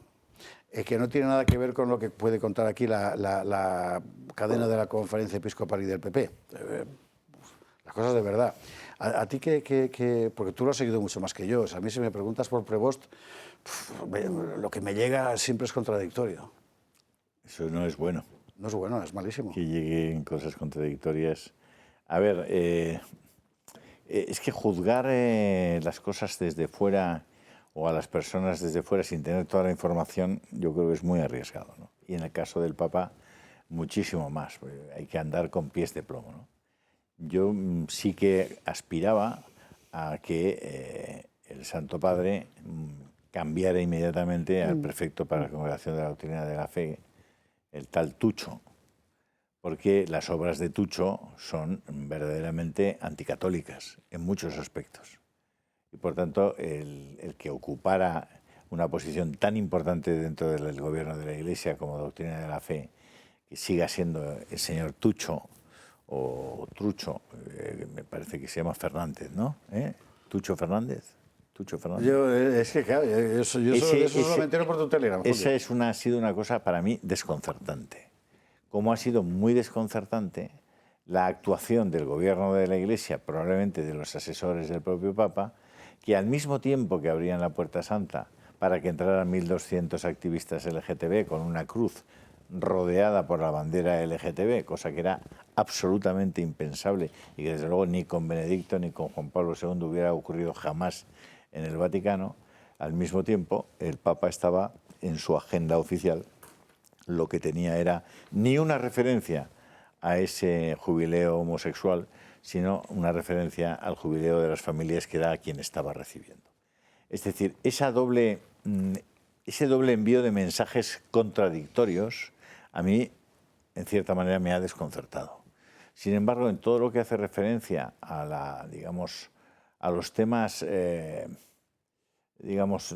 liturgia, por ejemplo, que eran muy relevantes y que estaban causando una división en el seno de la Iglesia entre los más tradicionalistas y los menos tradicionalistas, pues ahí el Papa ha optado por una posición que, desde mi punto de vista, bastante conciliadora, ¿no? Sí, muy respetuosa con las sensibilidades de todo el mundo, sobre todo en la Iglesia norteamericana, ¿no? Dicho eso, yo creo que hay que esperar los frutos de este papado. Puede ser un papado largo, porque él es un hombre joven, y veremos qué hace, sobre todo con doctrina de la fe, y qué hace con algunos temas que se le han puesto sobre la mesa, como el tema sobre todo de la Iglesia alemana, que está prácticamente instalada en un cisma teológico y pastoral y moral, y la Iglesia china, ¿no? La actuación que ha tenido, sobre todo Parolin y los responsables vaticanos, con lo que se llama la Iglesia china, no sé qué. Que es pues usted no lo sabe, en China hay dos iglesias. Una sometida al poder del Partido Comunista, que nombra obispos. Que nombra obispos, claro. Y luego la resistente. Eso es. Y ahí el Vaticano ha estado demasiado cerca del Partido Comunista chino. Efectivamente.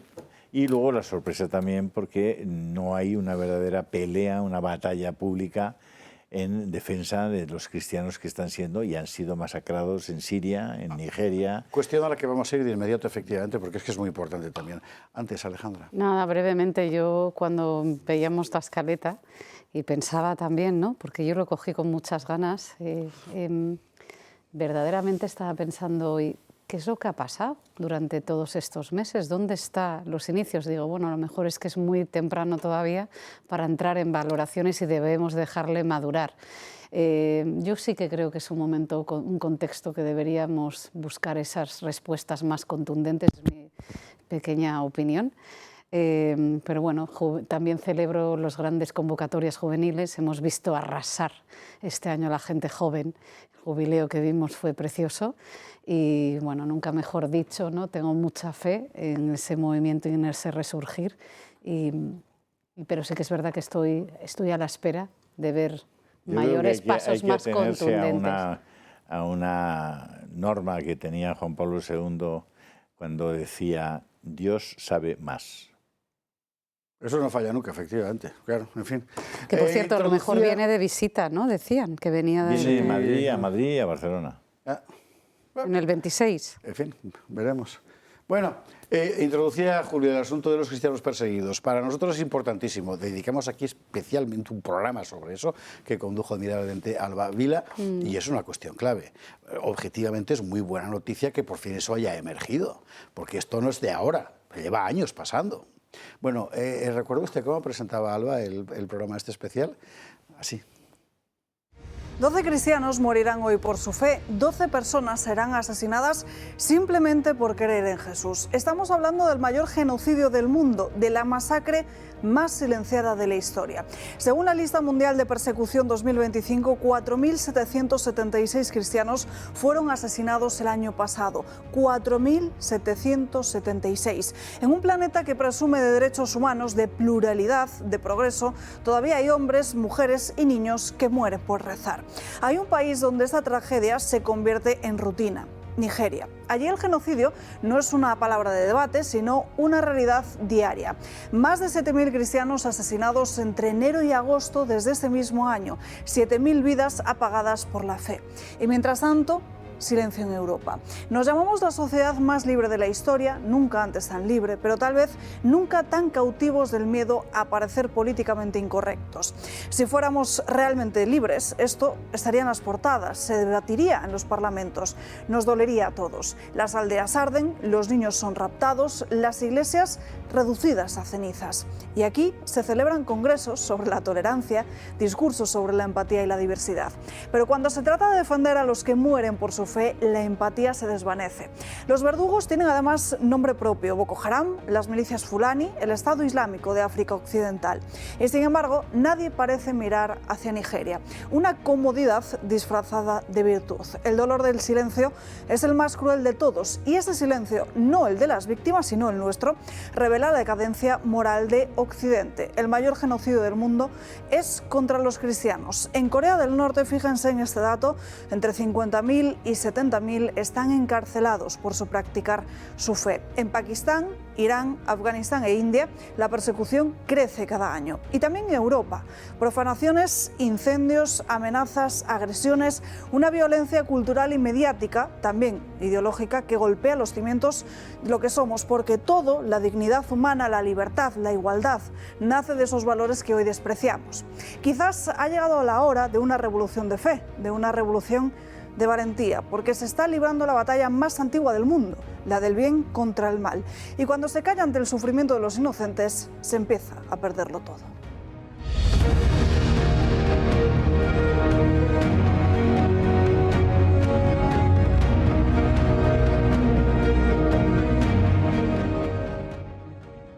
Hasta donde yo sé, este que hicimos en esta casa, con Alba Vila conduciéndolo, fue el único programa en la televisión española que contaba esta realidad y que la contaba más como la contaba. La buena noticia del año: esto ha emergido y ya lo sabe casi todo el mundo, o todo el mundo que lo quiere saber. Esto objetivamente es una buena noticia. La mala sigue pasando, claro. Muy brevemente, eso que Julio, tenía Alejandra. Alba en la barriguita tiene 3 meses y se llama Martina. Y es una muñeca, y desde aquí le mandamos un beso muy fuerte. Le mandamos un beso enorme, efectivamente. Así es. A Martina. A Martina. Y a Alba también. Y a Alba también. Bueno. ¿Qué? Pues hemos sabido lo que ha pasado porque el señor Trump ha cogido y ha dicho: hasta aquí hemos llegado, pumba, pumba, pumba. Sí, señor. Y los ha puesto firmes. Espero que sigan y acaben con esos criminales, en fin, no tienen nombre, porque además cuando te asomas a la forma que tienen de ejercer su violencia, te das cuenta de que son auténticos animales. Son animales, son salvajes. No tiene otro nombre, efectivamente. Y además intentan producir el máximo dolor a sus víctimas. Claro, y el terror. Un terror absoluto, totalmente una violencia desatada. Es muy difícil de entender. Si hay unos héroes en este mundo, son ellos. Me alegra profundamente haber visto en esta cadena el reportaje que hizo Alba. Me pareció extraordinario y ya era hora de poner esto encima de la mesa. Y que, por cierto, soy súper crítica porque se nos llena, no me canso de decirlo, se nos llena la boca, ¿no?, de la sociedad de la empatía, de la diversidad. Mentira. La diversidad, cuando a mí me funciona, y por cierto, también se nos llena la boca de libertad. ¿Y sabéis dónde está el sitio de los peores? Precisamente, y donde sufrimos la cancelación, en las propias universidades, porque quieren gente que no piense. Y de estas cosas, yo he dado clase, por ejemplo, en la Complutense, y me acuerdo, bueno, en fin, de estas cosas no se ponen encima de la mesa y no gustan. Y nuevamente esas sociedades, además, clientelares, que la cancelación lo sufren los profesores inmediatamente. Esto no se cuenta, esto no se dice, y en esto no se piensa. Creo que hay una canción, ¿no? Por eso la universidad es una basura, a la que nadie hace caso ya. Bueno, menos el PSOE para encargar informes sobre sus cuentas y todo eso. Y la verdad está en otros lugares. ¿Y sabe usted cuál es la gran noticia del año? Son ya cientos de millones en todo Occidente los que lo han visto. Y los que han salido a la calle a decir: yo quiero seguir siendo lo que soy porque ya no os hago caso. Y esto es lo que vamos a ver para cerrar el programa dentro de un instante. Recta final del gato, y queremos acabar este programa de fin de año abriendo el mapa. Mire, me parece que no, pero estamos mucho mejor que hace 5 años, mucho mejor que hace 10. ¿Por qué? Porque cada vez hay más gente que toma conciencia, y no solo la gente de a pie, que esto es una gran cosa, también en el poder, y ahí hay que ponerle no sé muy bien, un reno o algo, no sé, a un personaje que cambia las cosas, absolutamente, que es el vicepresidente, no el presidente, el vicepresidente de los Estados Unidos. Lo ha cambiado con la palabra, Vance. Discurso que da, discurso que es un terremoto. Quiere usted recordar, creo que era el mes de febrero, ¿no? Cuando la conferencia de seguridad de Múnich, efectivamente, entre otras muchas cosas, porque aquí dimos el discurso entero, entre otras muchas cosas dijo esto. La amenaza que me preocupa más es la amenaza interior. Me sorprendió que un antiguo comisario europeo saliera en televisión recientemente y sonara encantado de que el gobierno rumano anulase las elecciones. Advirtió de que si las cosas no van según lo previsto, podría ocurrir lo mismo en Alemania. Cuando vemos a parlamentos europeos cancelando elecciones y amenazando con cancelar otras, tenemos que preguntarnos si nos estamos agarrando a los valores correctos. Y habló de unas sociedades que se suicidan con la inmigración masiva, aludiendo también a la norteamericana, ¿eh? Habló de la censura. De la censura. Y aquella gente que era la puñetera oligarquía esta que nos quiere llevar a la guerra, que estaba allí sentada, se quedó de piedra, claro. Porque alguien les dijo lo que hasta ese momento solo decían en las redes sociales los ciudadanos de a pie. Que ya no son tan de a pie, mire, porque en esta misma ola de recuperación del orgullo propio, pasaba en un lugar tan infecto como Londres, esto que va a ver usted ahora y que dio la vuelta al mundo y que era realmente emocionante. ¿Quiere usted que le recuerde el contexto? Red de pakistaníes que se dedicaban a violar y prostituir niñas inglesas, no solo pakistaníes, el gobierno que lo había silenciado, que lo había ocultado, que lo había callado, empezando por el fiscal de la corona, Starmer, hoy primer ministro. Una inmigración absolutamente brutal que el gobierno protege y critica y mete en la cárcel a la gente que osa ponerla en cuestión, y gran manifestación popular. Manifestación en la que ocurrió esto.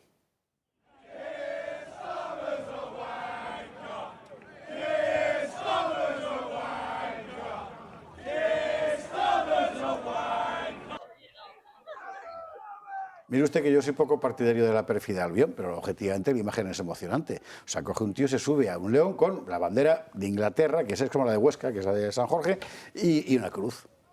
Y la gente aclamando. ¿Sabe usted por qué? Pues porque ahora mismo el Reino Unido se ha convertido en estas imágenes que va a ver usted ahora, y ya doy la palabra a nuestros contertulios para cerrar el programa y año. Atentos, esto es el Primark de Bradford, Inglaterra.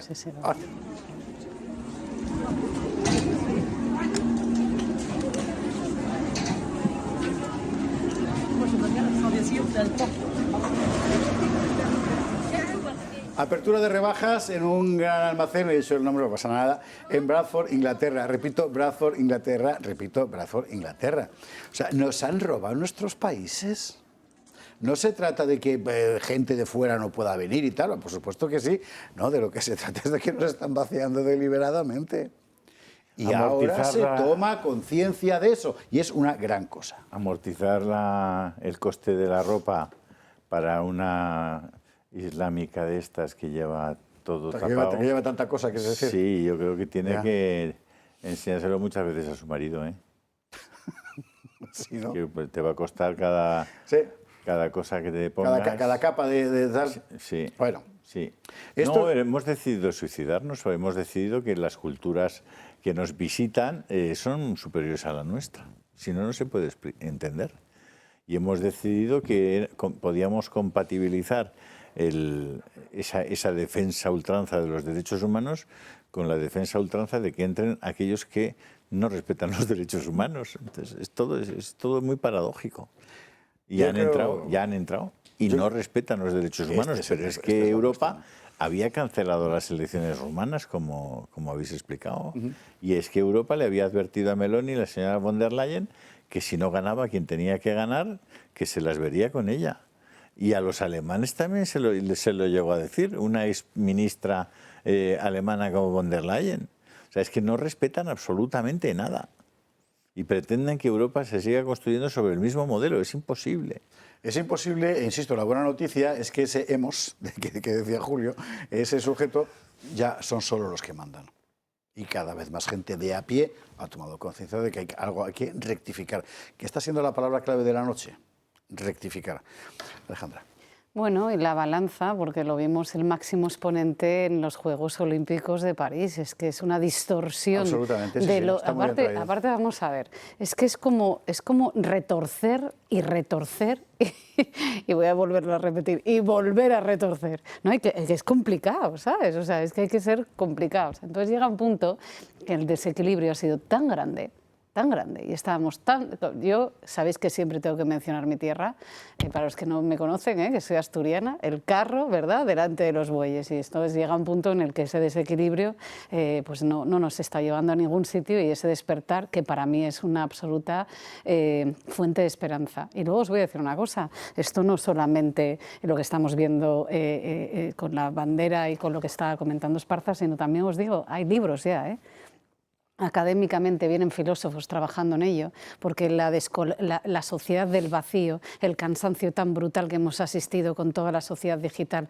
es una sobreexposición. Ningún ritual ha sido sujeto de volumen. Los rituales son desde la contención, desde la discreción, desde la prudencia, desde la resiliencia. Y todo eso, mírame la cara, ¿no? Yo creo que ahí viene, y más ahora que estamos en Navidades, viene un mundo pues esperanzador, y esa recuperación de ese sosiego que no nos lleva a ningún sitio. Y ahí os digo, hay un trabajo ya, hay trabajos excelentes de filósofos trabajando en la sociedad de la esperanza. El existencialismo, el francés, el alemán nos llevó al nihilismo, bueno, al relativismo, luego al nihilismo.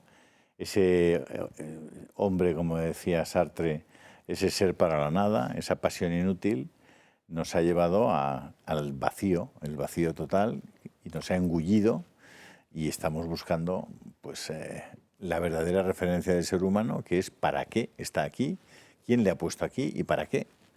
En el momento en que te puedes contestar esas preguntas, pues tienes alguna posibilidad, pero como no puedas contestarlas, ¿qué más da? La reivindicación de lo sencillo también, ¿no? Porque asistimos, la verdad, todavía estos días viendo redes sociales, ahora, ¿no?, que si no estás cogiendo un avión para Punta Cana, pues no es nadie. Pues ¿qué queréis que os diga?